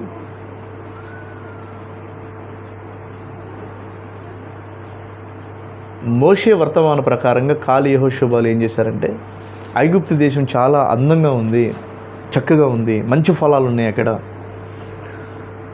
ఆ దేశం నిజంగా దేవుడు ఇస్తున్నాడు మనకి. ఆ దేశంలో మనం ప్రవేశిస్తాం. అక్కడ పెద్ద పెద్ద బలాఢ్యులు ఉన్నా కూడా వాళ్ళు మనల్ని ఏం చేయలేరయ్యా అని కాలేబు యెహోషువలు వెళ్ళి చూసి చెప్తున్నారు. ఒక్కొక్క ద్రాక్ష పండు అంట, ఒక కొబ్బరి బొండం అంత ఉందంట ఒక ద్రాక్ష పండు. వారు ఒక ద్రాక్ష గలని ఇద్దరు కావుడు మోస్తున్నారు. కావుడు తెలుసు కదండి, కావుడు మోస్తున్నారు అని చెప్తూ ఉంటే వాళ్ళందరూ ఆశ్చర్యపోతూ ఉన్నారు. కాలేబు యెహోషువలు ఇద్దరు మంచి సమాచారం తెచ్చారు. ఎక్కడికి వెళ్ళి తెచ్చారు మంచి సమాచారం? ఆ దేశంలోకి వెళ్ళి మంచి సమాచారం తెచ్చారు. మరి ఈ రోజున నాకు చేసిన వాగ్దానం దగ్గరకు వచ్చి ఎంతమంది మంచి సమాధానం తెచ్చారు? అక్కడ భీమవరం నాకు చేసిన వాగ్దాన స్థలానికి వచ్చి ఇక్కడికి ఎంతమంది మంచి సమాచారం తెచ్చారు? ఇక్కడికి కొందరు వచ్చారు వాళ్ళతో పాటు చూడడానికి. వారు ఏమన్నారంటే, బయట నుండి చూసి ఆ దేశానికి వెళ్ళలేము, బలాఢ్యులు ఉన్నారు, బయట నుండి చూసాం, లోపలికి వెళ్ళలేదు మేము, అమ్మో చంపేస్తారు వాళ్ళు, మిడతల్లాగా ఉన్న వాళ్ళ ముందు అసలు అక్కడికి వెళ్ళకూడదు, మనం వెళ్ళేవాడిని చంపేస్తారు, అసలు ఆ దేశంకి వెళ్ళకూడదు, చాలా ప్రమాదకరమైన పరిస్థితి. నిజంగా మోషేకి అబ్రహాముకి దేవుడు చేసిన వాగ్దానం తప్పై ఉంటుందేమో, అబద్ధమై ఉంటుందేమో, బాబు మనం అక్కడికి వెళ్ళకూడదు అని చెప్పేసి అని తప్పుడు సమాచారం ఇస్తున్నారు వచ్చి. కాలేబు యెహోషువలు ఏమన్నారంటే, దేవుడు వాగ్దానం చేసిన దేశం అది, ఇవ్వబోతున్నాడు, ఇస్తున్నాడు, మోషే ధైర్యంగా ఉండు, ఇస్తున్నాడు ఆయన అన్నారంతే. దేవునికి మహిమ కలుగును గాక. తప్పుడు సమాచారం ఇచ్చిన వారి మీదకు దేవుని కోపం వచ్చి చాలు కూడా ఆకులు రానట్టు దేవుడు చంపేశాడు అన్నారు. ఎందుకండి ఈ విషయాలు నాకు అర్థం కాదు. చిన్న చిన్న విషయాల్లో దేవుని కోపాలు ఎందుకు తెచ్చుకుంటున్నారు ఈ మనుషులు? నాకు అర్థం కాదు. కోపం వచ్చింది, అక్కడ వాళ్ళు ఆకులు రానట్టు రాలిపోయారు. కాలేబు యెహోషువలు దేవునికి స్తోత్రం కలుగును గాక. నమ్మకమైన సత్యమును గురించి సాక్షులు. Praise the Lord. సాక్ష్యాన్ని అందించారండి, నమ్మకమైన సాక్షులు. నేటి దినంలో సత్యమును గురించి కూడా సాక్ష్యం అందించేవారు దేవునికి కావాలి. సత్యమును గురించి చెడిపోయిన సాక్ష్యం ఇచ్చేవాళ్ళు దేవునికి అవసరం లేదండి. సత్యమును గురించి సాక్ష్యం ఇవ్వాలి. నువ్వు చిత్రహింసలు పడినా, నిందలు పడినా, అవమానాలు పడ్డా, నీ మీదకి ఎటువంటి పరిస్థితి ఎదురైనా కూడా నువ్వేం చేయాలంటే, దేవుడు కనుక నిన్ను పిలిస్తే, నువ్వు దేవుని సాక్షి అయితే, నువ్వు దేవుని కుమారుడివి, కుమార్తె అయితే, నీ పేరు గొర్రెపిల్ల జీవగ్రంథంలో ఉంటే కనుక నువ్వు ఇవ్వాల్సిన సాక్ష్యం ఏంటి తెలుసా? మంచి సాక్ష్యం ఇవ్వాలి. నువ్వు ఇచ్చే సాక్ష్యాన్ని బట్టి మంచం మీద మూలుగా కూడా వేసుకొచ్చేవాలి. నువ్విచ్చే సాక్ష్యం బట్టి మంచం మీద మూలుగా వాడు అటాత్ సచ్చేదటి సాక్ష్యాలు ఇవ్వకూడదు. నీ సాక్ష్యం మరణించేవాడిని కూడా పైకి లేపాలి. దేవునికి స్తోత్రం చెప్పు. నువ్వు ఇచ్చే సాక్ష్యం బట్టి మరణించేవాడు కూడా పైకి లెగాలి. Praise the lord. నా ప్రియమైన దేవుని బిడ్డలారా, జాగ్రత్తగానండి. వీళ్ళిద్దరిని మనం చూస్తూ ఉన్నాం. దేవుని స్తోత్రం కలుగును గాక. తర్వాత పౌలు శీలను కూడా మనం చూస్తూ ఉన్నాము. ఎవరో పౌలు శీలలు ఏం చేశారు? వాళ్ళు పౌలు శీలను బంధించి చెరసాలలో వేసిన పాటలతో ప్రార్థించే సంఖ్యలు. పౌలు శీలను బంధించి చెరసాలలో వేసిన. ఎందుకు వేసారు చెరసాలలో? పని పాటలాగేశారా? ప్రార్థన చేసుకోవడానికి వెళ్తున్నారంట. రాగా ఒక ఆవిడకి ఇచ్చారు బాప్తీసం. ఎవరు? లూదియాకి ఇచ్చాడు పౌలు గారు. ఆవిడ గారేమో ఏదో ఓదారంగా పొడముకుంటాక నది దగ్గర కూర్చుంది. అపోస్తులు ఆగుతారా? ఇప్పుడు నాదే పిలుపు, అపోస్తుల పిలుపు. మా నోట్లో ఉన్న మాట ఆగిద్దా? ఆవిడ పొడనుకు అమ్ముకుంటా తట్టలో పెట్టుకుని కూర్చుంది అక్కడ. పౌలు గారు వెళ్ళి పౌలు గారు వెళ్ళి నిలబడి మౌనంగా నిలబడి, అమ్మా నేను చూస్తున్నా కొంచెం క్రైస్తవురాల్లో ఉన్నట్టున్నావే, దేవుని మొహం ఉంది నీళ్ళు, 4 మాటలు మాట్లాడాలనుకుంటున్నానంటే. ఏంటి బాబు చెప్పాయి అంది. వాక్యం చెప్పాడు. వాక్యం చెప్పేటప్పుడు హృదయం తెరవబడింది. హృదయం తెరవబడిన తర్వాత మా ఇంటికి రండి, మీరు భక్తి కలిగిన వాళ్ళగా ఉన్నారు అనిపించింది అన్నది. ఇంటికి వెళ్ళారు. ఇంటికి వెళ్ళిన తర్వాత ఏమైంది? ఆవిడ బాప్తీసం పొందేసింది. ప్రభు అయిన యేసుక్రీస్తు నామములో బాప్తీసం పొందిన తర్వాత మా ఇంట్లో వాళ్ళు కూడా బాప్తీసం పొందుతారు, కొద్ది రోజులు మా ఇంట్లో ఉండండి అంది. ఆ మాటకు ఉండిపోయారు అక్కడ కొద్ది రోజులు. సరే అమ్మ, మరి టైం వేస్ట్ చేయడం నాకు అంత ఇష్టంగా లేదు, మరి మేము ప్రార్థన చేసుకోవడానికి ఏకాంతంగా బయటకు పోతామని చెప్పి ప్రార్థన చేసుకోవడానికి పోతున్నారు. ఈలోపు పూతోని పట్టింది, దెయ్యం పట్టింది. అవనస్తులు రోడ్డు మీద నిలబడి వీళ్ళు సర్వోన్నతమైన దేవుని సేవకులు అని చెప్పి కేకలేసింది. కేకలేసినందుకు పౌలు గారు ఏమన్నాడు తెలుసా? వ్యాకుల పడ్డాడంట. ఒక్కసారి గద్దించలేదంట, వ్యాకుల పడ్డాడు. అప్పటికి 2-3 సార్లు 4 సార్లు అరిచేస్తుంది ఒక. పౌలు గారు వ్యాకుల పడి ఇది ఎందుకు అరిస్తుంది అలాగా అని చెప్పేసి అని పౌలు గారు మౌనంగా చూసి, సాతానా ఏమని వదిలిపో అన్నాడు అంతే. ఎందుకు ఆవిడెవరు? పూతో అనబడిన దెయ్యం పట్టిన చిన్నది. దేవునికి స్తోత్రం. దెయ్యాలు కూడా పేర్లు ఉన్నాయంట, పూతో అనండి దాని పేరు. అవి పట్టినప్పుడు కొన్నిసార్లు మన స్వభావం మారుతి అనిపించింది నాకు కూడా. దేవుని స్తోత్రం కలిగిన కాక. ఏంటమ్మది? పూతోను. ఇంకోది ఏం పేరేంటి? సేన. హల్లెలూయా. రకరకాల పేర్లు ఉన్నాయి. ఈలోపు వీళ్ళిద్దరిని తీసుకెళ్ళి ఎక్కడ పడేశారా? మళ్ళీ ఎర్రగా బాధేశారంట జనాలందరూ వచ్చి. ఎలా మా దెయ్యం నిలబడతావు నువ్వు? ఎందుకంటే దెయ్యాల దృష్టిలో ఎవరమ్మా?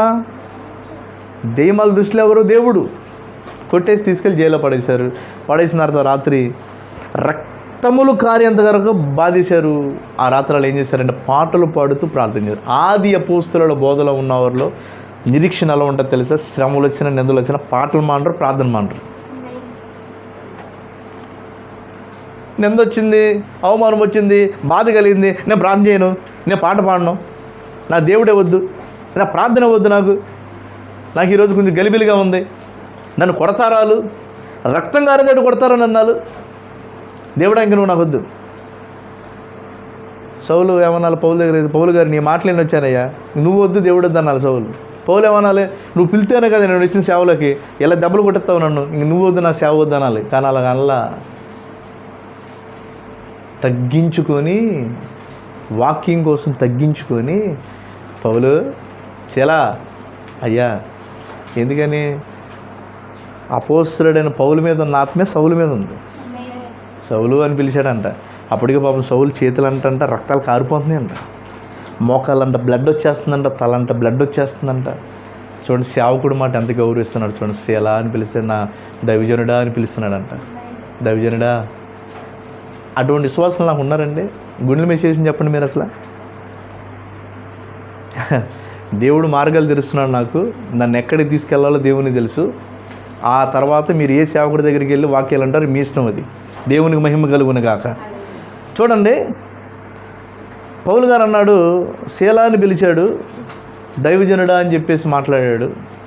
మాట్లాడేటప్పటికి దైవజనుడు పౌలు గారు అలా పిలిచి చూస్తున్నాడు, శీల బాధలో ఉన్నాడేమోనని. శీల అంటున్నాడు, పౌలు గారు చెప్పండి అయ్యా, పాట పాడుదామయ్యా అంటే, అయ్యా పాడుదామయ్యా. మోకాల మీదకి లేచిపోయాడంట రక్తాలతో. శీల రక్తములతో మోకాల మీద నిలబడిపోయాడు. శీలను చూస్తున్నాడు పౌలు, రక్తాలు కారిపోతున్నాయి. పౌలు కూడా నిలబడిపోయాడు మోకాల మీద. ఇప్పుడు చప్పట్లు కొడతాక లేదు కదా, గంటలు ఉన్నాయి కదండి. ఈ చెరసాలకి ఏమేస్తారమ్మా? సంఖ్యలు వేస్తారు కదమ్మా. ఈ సంఖ్యలో ఒకరి సంఖ్యలో ఒకరు కొడుతున్నారంట అట్లా చేతులతో. అయ్యా తాళాల కింద మోగుతూ ఉంటే పాటలు పాడారండి. జైల్లో ఉన్న వాళ్ళందరూ వింటున్నారంట. ఆ రాత్రి దేవుని దూత వచ్చాడు అక్కడికి. ఇంతకు దేవుడు అతను అక్కడికి ఎందుకు పంపించాడు తెలుసా? జైలు అధికారి రక్షించబడాలంటే దెబ్బలు తినాలి పౌలుశీలలో. వాళ్ళు దెబ్బలు తింటేనే నైట్ పాటలు పాడతారు. వాళ్ళు పాటలు వినటానికి ఎవరు రావాలి అక్కడికి? జైలు అధికారి రావాలి. ఇదంతా దేవుని ప్రణాళిక. మనం ఏమనుకుంటాం, నాకెందుకు వచ్చింది నింద, నాకెందుకు వచ్చింది దెబ్బలు, బాబోయ్ సేవ లేదు, ఏమీ లేదు. వద్దు ఇప్పుడు దుఃఖాలు తీయకూడదు. మనం ఇప్పుడు కూడా ప్రతిదీ ప్రణాళికతోనే జరుగుతుంది. ఆ పౌలుశీలే జైలుకి వెళ్ళకపోతే జైలు అధికారి ఎలా రక్షించబడతాడు? వాళ్ళ ఇంటి వాళ్ళు ఎలా మారుతారు? అక్కడికి వెళ్ళిన తర్వాత నైట్ అంట దీపాలన్నీ ఆరిపోయినాయి అంట, భూకంపం కలిగిందంట, సంఖ్యలన్నీ వదిలిపోయినంట. ఎవరు తీసేది తెలుసు సంఖ్యలు? ప్రభు దూత వచ్చి తీసేశాడు అంత సంఖ్యలు. అప్పుడు అందరూ పారిపోయారు అనుకొని జైలు అధికారి కత్తి తీసుకొని పొడి చేసుకుంటున్నాడు ఇంకా చచ్చిపోవాలని. ఎందుకంటే జైల్లో ఉన్న ఖైదీలందరూ వెళ్ళిపోతే అతను ఏమంటారు? నాయకుడిని ఈడేది చేసి ఉంటాడు, అందరూ పంపించాడని చెప్పి అతను చంపేస్తారు కదా. అక్కడ కత్తి తీసుకొని పొడి చేసుకుంటుంటే అప్పుడు పౌలు అంటున్నాడు లోపల, సహోదరుడా నువ్వు పొడుచుకోవద్దు అంటున్నాడు. పౌలుకి ఎలా కనబడింది? దేవుని సేవకుడికి సమస్తం దేవుడు చూపిస్తాడు. హల్లెలూయా. దైవ దృష్టి దేవుని సేవకుడికి ఉంటుంది. ఇదిగో నువ్వు ఆని చేసుకోవద్దు అన్నాడు. కత్తి అక్కడ పడేసాడంతే. కత్తి అక్కడ పడేసేటప్పటికి బయటకు వచ్చాడు పౌలు గారు. పౌలుని చూశాడు. ఏం వాక్యం చెప్పలా పౌలు. ఎమ్మటే మోకాల మీద పడిపోయాడు జైలు అధికారి. అయ్యా రక్షణ పొందడానికి నేను ఏం చేయాలని అడిగాడు. చప్పట్లు కొట్టి దేవుని మహిమపరచంతే. నువ్వు నీ జీవితమే సరలేకుండా నువ్వు ఎంతమందికి సత్యవాక్యం గురించి చెప్పని ఎవడు రక్షిస్తావు? నువ్వు నీ క్యారెక్టరు, నీ జీవితము సమస్తం క్రీస్తుగా మారిన తర్వాత నువ్వు సాక్ష్యం చెప్పకపోయినా, నువ్వు వాక్యం చెప్పకపోయినా నీ జీవితాన్ని బట్టి కొంతమంది రక్షించబడతారు. నిజమేనా? జైలు అధికారి అన్నాడు, అయ్యా నేను రక్షించబడాలండి, ఏం చేయాలయ్యా అన్నాడు. అప్పుడు పౌలు అన్నాడు, నీవును నీ ఇంటి వారును ప్రభువు యేసుక్రీస్తుని విశ్వాసం ఉంచమన్నాడు. అప్పుడు విశ్వాసం ఉంచాడు. విశ్వాసం ఉంచిన తర్వాత అతను మారు మనసు కలిగింది. ఇంటికి తీసుకెళ్ళిపోయాడు. నైటే గాయాలు కడిగాడంట వ్యక్తి. పౌలు గారి గాయాలు, శీల గారి గాయాలు వేడి నీళ్ళు కాసి గుడ్డలు ముంచి గాయాలు కడిగి కడిగి కడిగి కట్టెలు కట్టి వాళ్ళకి ఆ రాత్రే పౌలు గారు జైలు అధికారికి తన కుటుంబకులకి అందరికీ బాప్తిస్మాలు ఇచ్చేసాడు. స్తోత్రం చెప్పు. అంటే నది దగ్గర కూర్చున్నటువంటి లూదియమ్మ గారు వల్ల ఎంతవరకు వచ్చింది సేవ? జైలు దాకా వచ్చింది, దెబ్బలు తినేకాడికి వచ్చింది. ఆఖరికి జైలు అధికారి కూడా అతని కుటుంబం కూడా రక్షణలోకి వచ్చేసారు. నీ జీవితంలో దెబ్బలే తిన్నా, అవమానాలు వచ్చిన ఏది జరిగినదో ప్రభు విషయం అనుకోండి, సంతోషించు. దేవుని కొరకు ఏదైనా సంతోషించు నువ్వు. దేవునికి మహిమ కలుగును గాక. ఇప్పుడు పౌలు శీలల వంటి ఆత్మ నేటి దినాల మనకి కావాలి. కాలేబు యెహోషువాల వంటి ఆత్మీయ నాటి దినాలు మనకి కావాలి. సత్యములో మనకు కావాలి. తర్వాత ఎవరు? ఏలియా మోషేలు యేసుప్రభు రూపాంతరం చెందుతున్నప్పుడు ఏలియా మోషేలు ఇద్దరు కలిసి వచ్చారు అక్కడికి. నిజమేనా? రూపాంతరం దగ్గర వచ్చారు కదా. అప్పుడు ఈ పేతురు, యోహాను, యాకోబు అన్నారు, ఏలియాకో పర్ణశాల, నీకో పర్ణశాల, 3 పర్ణశాలలు కట్టేస్తాను అక్కడ అన్నారు. అప్పుడు ప్రభు ఆత్మతో మాట్లాడుతున్నాడు ఆకాశం స్వరం, ఈయన చెప్పింది మీరు వినండి అన్నాడు. దేవునికి స్తోత్రం. ఈ రోజున మనిషి పెత్తనాలు అయితే ఎలా ఉండంటే, ఆ రోజున 3 పర్ణశాలలు కడతారు. 3 పర్ణశాలలు. అప్పుడు ఏమైపోతుందంటే 3 దేవుళ్ళ కింద మారిపోదురు. మోషే దేవుడు, యేసుక్రీస్తు దేవుడు, ఏలియా దేవుడు. అప్పుడు ఏ ఆరాధన వచ్చును? త్రిత్వ సంబంధమైన ఆరాధన వచ్చేద్ది. అప్పుడు ఆయన ఏమన్నాడు? నేను చెప్పింది మీరు వినాలి. స్వరం వినబడుతుంది, నేను చెప్పింది మీరు చేయండి, జాగ్రత్త అని మాట్లాడినప్పుడు సైలెంట్ అయిపోయారు. ఇంతకా ఏలియా మోషేలు అక్కడికి ఎందుకు వచ్చారంటే, వాళ్ళిద్దరు పరిచయం ఒక రోజున భూమి మీదకి రాబోతుంది కాబట్టి సూచనగా వచ్చారు అక్కడ రూపాంతర పర్వతం మీదకి. దేవునికి మహిమ కలుగును గాక. హల్లెలూయా. ఇప్పుడు ఆ ఇద్దరు ఇజ్రాయెల్ దేశానికి వచ్చి ఎంతకాలం సేవ చేస్తారు? ఎంతకాలం సేవ చేస్తారు? ఏలియా మోషేలు వచ్చి ఇజ్రాయెల్ దేశంలో 3.5 సంవత్సరాలు సేవ చేస్తారు. వాళ్ళ సేవ ద్వారా ఎన్ని ఆత్మలు రక్షించబడతాయి? 1,44,000 మంది రక్షించబడతారు. అంటే యూదులు ఎన్ని గోత్రాలు? యూదా గోత్రాలు ఎన్ని? 12. నిజమేనా? యూదా గోత్రాలు 12 గోత్రాలు. అపోస్తుల శిష్యులు ఎంతమంది? 12 మంది. పరలోకంలో ఎన్ని సింహాసనాలు ఉన్నాయి? 24 సింహాసనాలు ఉన్నాయి. ఆ 24 సింహాసనాలు ఎవరు? 12 మంది అపోస్తులు, 12 మంది గోత్రకర్తలు. పట్టుకోండి వాక్యాన్ని. ఇప్పుడు ఈ 12 గోత్రాలు చొప్పున గోత్రానికి వచ్చి 12,000 మంది చొప్పున 144,000 మంది రక్షించబడతారంట పౌలు మోషే ఏలియాల వల్ల, వాక్యాల వల్ల. ఎంతమంది అమ్మా? 144,000 మంది వాళ్ళు ఎవరు కౌంట్? అది యూదులు. యెహోవా సాక్షులు ఏమంటున్నారు తెలుసా? యెహోవా సాక్షులు కానీ నేటి దినాల్లో వచ్చిన తప్పుడు బోధలు కొంతమంది ఏమంటున్నారంటే పరలోకానికి వెళ్ళేది మొత్తం 144,000 మందే అంటున్నారు. వాక్యం అంటుంది అది యూదుల కౌంటు, అది చివరిలో రక్షించబడే కౌంటు. మరి ఆదాము మొదలుకొని ప్రభు యేసుక్రీస్తు వరకు చాలామంది ఆ కాలంలో యూదులు మరణించారు. మరి వాళ్ళ కౌంటు? దేవుని స్తోత్రం. మరి అన్యుల కౌంటు? అన్యుల గురించి బైబిల్ ఏముంటుంది? యోహాను ప్రకటన గ్రంథాలు చూసినప్పుడు ఎవడునూ లెక్కింపజాలనంత విస్తారమైన జనసమూహం నేను చూస్తున్నాను. వారి తెల్లని వస్త్రములు రక్తములో ముంచబడి తెల్లగా చేసుకొని ఖర్జూరపు మట్టలు పట్టుకొని పరలోకంలో నిలబడి పాటలు పాడుతున్నారంట. వాళ్ళు ఎవరంటే ఆయా భాషలు మాట్లాడు జనులు. ఎవరు ఆయా భాషలు మాట్లాడేది? అన్యజనులు. దేవునికి స్తోత్రం. హల్లెలూయా. అంటే యూదుల కౌంటు వేరు, అన్యజనులుగా రక్షించబడిన కౌంటు వేరు. అంతేగాని పరలోకం 144,000 మంది వెళ్తారు అని పెద్దాపురంలో బోధించే తప్పుడు బోధ కూడా ఉంది. యెహోవా సాక్షుల బోధ. ఆలే కదా ఇంకా బోలు మంది చెప్తున్నారు అదే విషయం. లేఖనం ఉంది ఇక్కడ మాట్లాడడానికి, నోటు మాట కాదు. దేవుని స్తోత్రం కలుగును గాక. హల్లెలూయా. ఇప్పుడు గోత్రానికి 12,000 మంది చొప్పున 12 గోత్రాలకు మొత్తం లెక్కేస్తే 144,000 మంది చివరిలో రక్షించబడతారు. వారు ఎవరి పరిచర్య ద్వారా? ఏలియా, మోషే పరిచర్య ద్వారా రక్షించబడతారు. ఇది వాక్యం చెప్తున్న నగ సత్యం. అందుకని రూపాంతర పర్వతం మీదకి ఎవరు దిగి వచ్చారు? ఓ పక్కన ఏలియా, ఓ పక్కన మోషే. అటువంటి ఆత్మలు ఈ చివరి దినాల్లో మనము కూడా పొందుకోవాలని వాక్యం చెప్తుంది. దేవుని స్తోత్రం చెప్పు ఒకసారి. హల్లెలూయా. తర్వాత చాలా అద్భుతంగా ఉంటుంది ఇది. తర్వాత ఎవరు? యేసుక్రీస్తుకి అటువైపు ఇటువైపు ఎవరున్నారమ్మా? ఇద్దరు కన్నగాళ్ళు ఉన్నారు. వాళ్ళని ఏమన్నారండి? రెడీమేడ్ దొంగలు అనాలా లేకపోతే అఫీషియల్ దొంగలు అనాలని చెప్పండి ఒకసారి. రెడీమేడ్ దొంగలంటే ఒకటి కూడా దొంగతనం చెప్పారిపోతారు. అఫీషియల్ దొంగలంటే ఈ రోజులు ఎలా ఉన్నారంటే టక్ వేసుకొని టై వేసుకొని వస్తున్నారు అనమాట. ప్రైజ్ ది లార్డ్ అమ్మా, God bless you, praise the Lord, hallelujah అంటున్నారు. ఏ దొంగలు? ఇవి అఫీషియల్ దొంగలు. ఈ దొంగలు ఇప్పుడు ఈ వాక్యంలోకి వచ్చినాయి. ఇప్పుడు ఈ బైబిల్ పట్టుకుంటారు, అలాగే బ్యాగులు వేసుకుంటారు. ప్రైజ్ ది లార్డ్, హల్లెలూయా. చర్చికి వస్తున్నావా నువ్వు? ప్రార్థనకి వెళ్తున్నావా? మాది ఈ సేవ మాధవు. మనం ఏమంటాం? సత్యంలో ఉన్నాం కాబట్టి. మరి కాలపు వర్తమానం, ఈ కాలపు వర్తమానం ఏంటి? ఎప్పుడు ఒకే వర్తమానంగా? అది తెలియదా నీకు? ఎప్పుడు ఒకే వర్తమానంగా నీకు తెలియదమ్మా? ఈ కాలం ఆ కాలం అనేది లేదమ్మా. కాలాలు అయితే ఉన్నాయి. ఎండాకాలం ఉంది, వేసవికాలం ఉంది, వర్షాకాలం ఉంది, శీతాకాలం ఉంది. కానీ కాలాలు ఏమి లేవే బైబిల్లో. ఎక్కడ చదవలేదే. నువ్వు చదవలే, ఎందుకంటే గుడ్డోడు నువ్వు. నిజమేనా? నువ్వు చదవు, ఎందుకంటే గుడ్డోడు కదా. గుడ్డోలు వాకింగ్ కనబడదయ్యా నీకు. నిజంగా దిగంబరుడు. నేను దిగంబరుడు అంటే బలవడివి. సూట్ వేసుకున్నానా, టై పెట్టుకున్నానా, బూట్లు వేసానా, బ్యాగ్ పెట్టుకున్నా, నేను గుడ్డోడు అంటావేంటి, నేను వస్త్రహీనుడు అంటున్నావేంటి అని మాట్లాడతారు. ఇప్పుడు యేసు ప్రభు దగ్గర ఉన్నావు లేదు దొంగలాలు. ఆ కాలంలో గజ్జి దొంగలు అన్నమాట.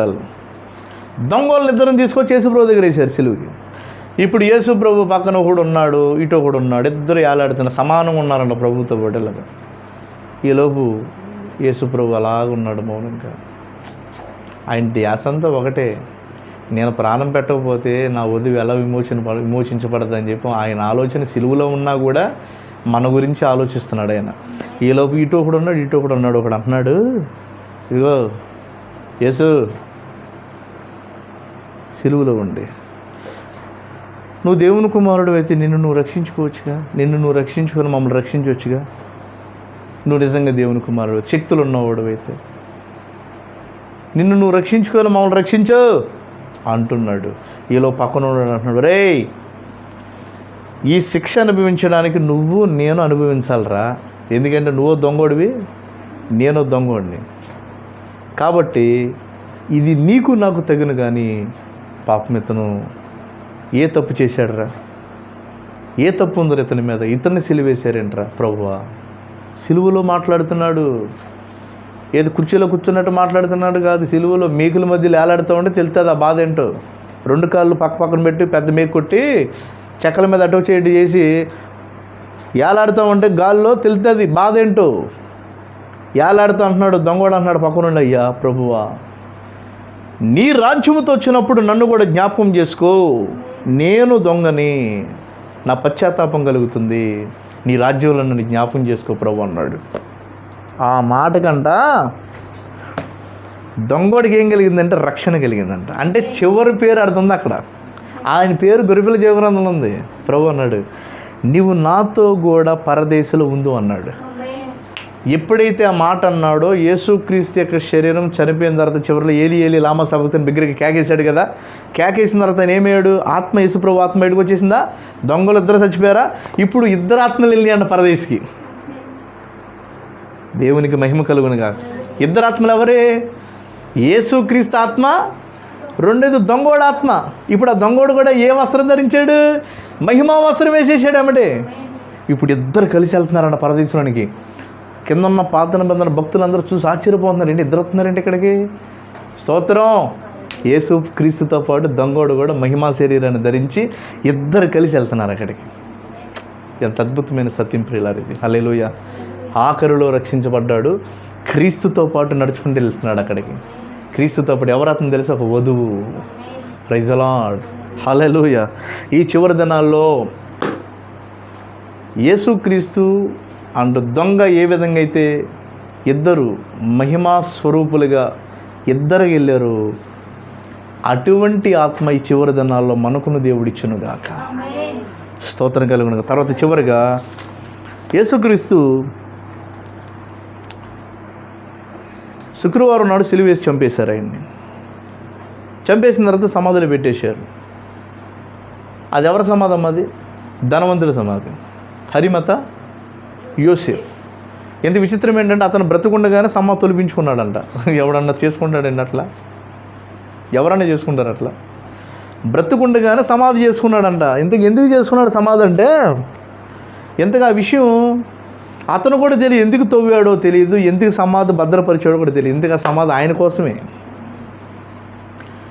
సరే, ఆ సమాధిలో హరిమత యోసెఫ్ సమాధి అది, ఆ సమాధి ధనవంతుడి సమాధి అది. ఆ సమాధిలోనికి యేసుక్రీస్తు బాడీ వెళ్ళింది.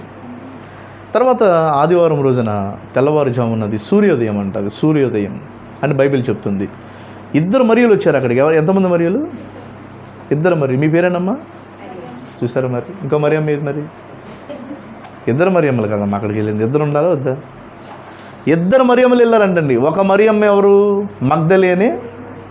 ఇంకో మరియా వేరొక మరియా. హల్లెలూయా. వేరొక మరి అంటే ఎవరవిడ? అంతే కదా, యేసుక్రీస్తు శరీర సంబంధం తల్లి. నిజమైన తెల్లా? ఆమెలో నుండి వచ్చాడు అంతే తప్ప రియాలిటీ తల్లి కాదు. ఓకేనా? 2 సమాధి దగ్గరికి వెళ్ళారు. సమాధి దగ్గరికి వెళ్ళేటప్పుడు ఏం జరిగిందంటే, సజీవుడైన వారిని మీరెందుకు మృతులను వెతుకుచున్నారని చెప్పి ఒక దేవదూత పక్క నుండి చెప్తాడు. ఆ క్షణంలో ఏం జరిగిందంటే, ఆ సువార్తని తీసుకొని 2 ఎక్కడికి వెళ్ళారు? సమాజంలోనికి వెళ్ళి సువార్త చెప్పేశారు. సజీవుడైన వాడు సజీవుడయ్యాడు, మనం ఆరాధించున్న యేసుక్రీస్తు అని మొట్టమొదట సువార్త చెప్పింది ఎవరంటే స్త్రీలే చెప్పారు. సర్వలోకానికి నాశనం తీసుకొచ్చింది కూడా ఎవరు? స్త్రీ. అయితే సర్వలోకానికి మొదటి సువార్త తీసుకెళ్ళింది కూడా 2 స్త్రీలే. దేవుని స్తోత్రం కలుగును కాక. హల్లెలూయా. ఆ స్త్రీయే సువార్త తీసుకెళ్లారు. Praise the Lord. ఎవరంటే వాళ్ళిద్దరు స్త్రీలు. అటువంటి స్త్రీలని దేవుడు ఈ చివరి కాలంలో దేవుడు మనకు అనుగ్రహించును గాక. హల్లెలూయా. సరే, మన వాక్యం అర్థమైంది కదా. సత్యం విషయంలో కొరుకుడు పుండు ఏ విధంగా అయితే కొరుకుతుందో, పుండు ఎంతంత పెద్దగా అయిపోతుందో, అదేవిధంగా పునరుద్ధానము లేదు అని చెప్పి అబద్ధ బోధకులు ఈ చివరి దినాల్లో ఎవరు? వాళ్ళు హుమేనయును తర్వాత ఫిలోతును 2 ఉన్నారని వాక్యం చెప్తుంది. దేవునికి స్తోత్రం. తర్వాత మోషేని ఎదిరించినట్లు వీరును చెడును మనసు కలిగి విశ్వాసంలో భ్రష్టులు అయిపోయారని చెప్పి సత్యం ఎదిరించారని ఒక ఇద్దరు గురించి మాట్లాడుతున్న వారు ఎవరు? యన్నే, యంబ్రే. తర్వాత ఏలీకి కుమారులు ఇద్దరు ఉన్నారంట. వారు ఎవరండి? మిక్కిలి దుర్మార్గులు అంట. వాళ్ళిద్దరి పేర్లు ఏంటి? హోఫ్ని, ఫినోహోస్. ఒక్కరోజున వాళ్ళు ఏమయ్యారు? ఇద్దరు కూడా చచ్చిపోయారు. ఆ రోజునే అతను చచ్చిపోయాడన్న సమాచారం తన తండ్రికి తెలియపరిచి ఆ రోజున తండ్రి కూడా నిబంధన మనసం అదే రోజున 30,000 మంది అదే రోజున. ఎవరు చంపేశారు 30,000 మందిని? ఫిలిస్తీన్లు. ఎవరు చంపేశారు? ఫిలిస్తీన్లు చంపేశారు. ఓకేనా? దేవునికి స్తోత్రం. ఆ తర్వాత అహరోనికి ఎంతమంది కుమారులు? వారెవరు? నాదాబు, అబిహూలు. వాళ్ళు ఏం చేశారు? యెహోవా సన్నిధికి ధూపం వేయడానికి యెహోవా సన్నిధులు అగ్ని తీసుకురాకుండా ఏ అగ్ని తెచ్చారు? వేరొక అగ్ని తీసుకొచ్చారు. ఆ రోజు ఏమైపోయారు వాళ్ళిద్దరు? అగ్ని చేత కాలి చచ్చిపోయారు. నిజమేనా? దేవునికి మహిమ కలుగును గాక. అయితే పేర్లు మారుతున్నాయి కానీ ఈ ఇద్దరు ఆత్మలు కాలానుగుణంగా నేటి దినాల్లో కూడా సంచరిస్తూ ఉన్నారు. దేవునికి స్తోత్రం. తర్వాత మనం చూస్తున్నాము కాలేబు, యెహోషువ వలె దేవునికి ఉపయోగపడే ఇద్దరు కావాలి. అటువంటి ఆత్మలు కలిగిన మనుషులు మనకి చివరి దినాల్లో కావాలి. తర్వాత పౌలు శీల లాంటి మనుషులు మనకి కావాలి. దేవుని స్తోత్రం కలుగును గాక. ఏలియా మోషే లాంటి వారు మనకి హల్లెలూయా. యేసుక్రీస్తు కుడివైపున ఉన్నటువంటి దొంగ ఏ విధంగా రక్షించబడ్డారు? వాళ్ళిద్దరూ ఏ విధంగా అయితే పరదేశంలోనికి వెళ్ళారో అదేవిధంగా రక్షించబడిన ఆత్మలు పరదేశికి వెళ్ళాలి. అంటే యేసుక్రీస్తు యొక్క ఆత్మ, దొంగ ఆత్మ ఇద్దరు ఏ విధంగా ఏకమయ్యారు అదే విధమైన ఐక్యత నేటి సంఘాల్లో మనకి కావాలి. Praise the Lord. తర్వాత మనం ఏం చేస్తున్నాం? మనం మగ్దలేన మరి వేరొక మరి ఎక్కడికి వెళ్ళారు? సమాధి దగ్గరికి వెళ్ళారు. ఎందుకు వెళ్ళారు? చూడడానికి వెళ్ళారు. నిజమేనా? ఆయన లేచాడన్న సత్యం ఎవరు తీసుకొచ్చారో? మొట్టమొదటిగా స్త్రీలు తీసుకొచ్చారు. సర్వ సృష్టికి నాశనం తీసుకొచ్చింది కూడా ఎవరు? స్త్రీయే. సర్వ సృష్టికి మొదటి సువార్త తీసుకెళ్ళింది కూడా. అందుకే ఈ కాల ప్రవక్త ఏమన్నాడంటే సువార్తలు 4 సువార్తలు ఉన్నాయి కానీ 5వ సువార్త స్త్రీ అని చెప్పాడు. దేవుని మహిమ కలుగును గాక. హల్లెలూయా. నా ప్రియమైన వారులారా, వాక్యం ముగిస్తున్నాను. సత్యము విషయమై దుర్బోధన చేసి గలిబిలి చేయాలనుకున్న వారి విషయమై దేవుని కోపం అనేది ఏమవుతుంది? దిగి వస్తుంది. దేవుని స్తోత్రం చెప్పండి. హల్లెలూయా. కొరుకుడు పుండు ఏ విధంగా కొరుకుతుంది? కొరుకుడు పుండు అంటే చాలామందికి తెలుసు కదా. కొరుకుడు పుండు అంటే ఎలా ఉంటుంది అది? కొరుకుడు పుండు అంటే తెలియదయ్యా అంటున్నారు కొంతమంది. కొరుకుడు అది చాలామంది తెలియాలి. నాకైతే చిన్నప్పుడు అయితే మొత్తం ప్యాచీలు ఇవన్నీ ఎలా మొత్తం రక్తాలు కారిపోయి. చిన్నప్పుడు ఆటలు, దొంగ పోలీసు ఆటలు అన్నీ ఆడుతూ ఉంటే మా చెట్టినపాటు రోడ్ల మీద ఎంత గుప్పులు ఉండే రోడ్ల మీద పరుగులు ఎత్తి పడతా ఉంటే కండలు లేచిపోయాయి అనమాట.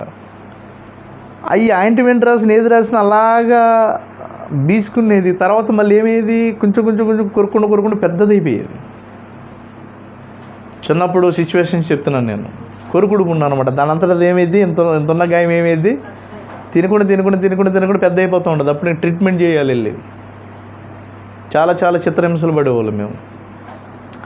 ఈ కొరుకుడు పుండు ఏ విధంగా పెద్దదైపోతుందో ఈ రోజున సత్యాన్ని బోధిస్తున్నప్పుడు అసత్యం బోధించేవారి పరిస్థితి ఎలా ఉందంటే కొరుకుడు పుండులాగా వారు కూడా ఏమవుతున్నారు? పెద్దగా అయిపోతున్నారు. వారి మీదకి ఏమొస్తుందని చెప్పామని దేవుని ఉగ్రత దిగొచ్చాలు ఏమైపోతున్నారు? మరణిస్తున్నారు. కాబట్టి సత్యం అనేది నా ద్వారా వచ్చిన బోధ కాదు.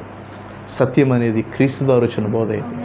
అందుకు పౌలు ఏమన్నాడంటే గలతీయులకు రాసిన పత్రిక 1వ అధ్యాయం 7వ వచనంలో 8వ వచనంలో మేము ప్రకటించిన సువార్త గాక వేరొక సువార్త పరలోకము నుండి వచ్చిన ఒక దూత మీకు ప్రకటించిన శాపగ్రస్తుడు అని చెప్పాడు.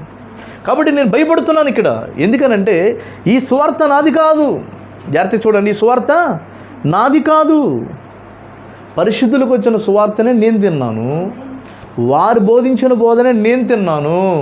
నేను తిన్న వాక్యాన్ని మీకు ఇస్తున్నాను. మీరు తిని ఇతరులకు ఇవ్వండి.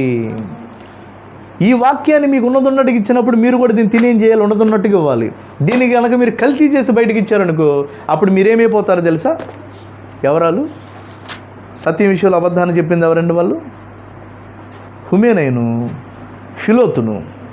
ఈ హుమేనై ఫిలోతు వల్ల మారిపోతారు, శపించబడిపోతారు. కాబట్టి సత్యం అనేది క్రీస్తే. క్రీస్తుని ఎవడు మార్చలేడు, వాక్యాన్ని ఎవడు మార్చలేడు. ఈ రోజున నాకున్నటువంటి దర్శనం కానీ నాకున్న గురి ఏంటంటే 1000 మంది వచ్చి నా మీద పడ్డా, ఎవరు నన్ను అపహసించాను, అందరూ నన్ను వదిలేసినా పర్వాలేదు, అయితే క్రీస్తు నన్ను అన్నట్టు విడిచిపెట్టడు.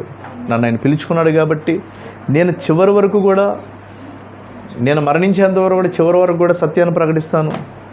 నిజమైన వాక్యంతో నిలబడతాను, దేవుని వాక్యంతోనే నిలబడతాను.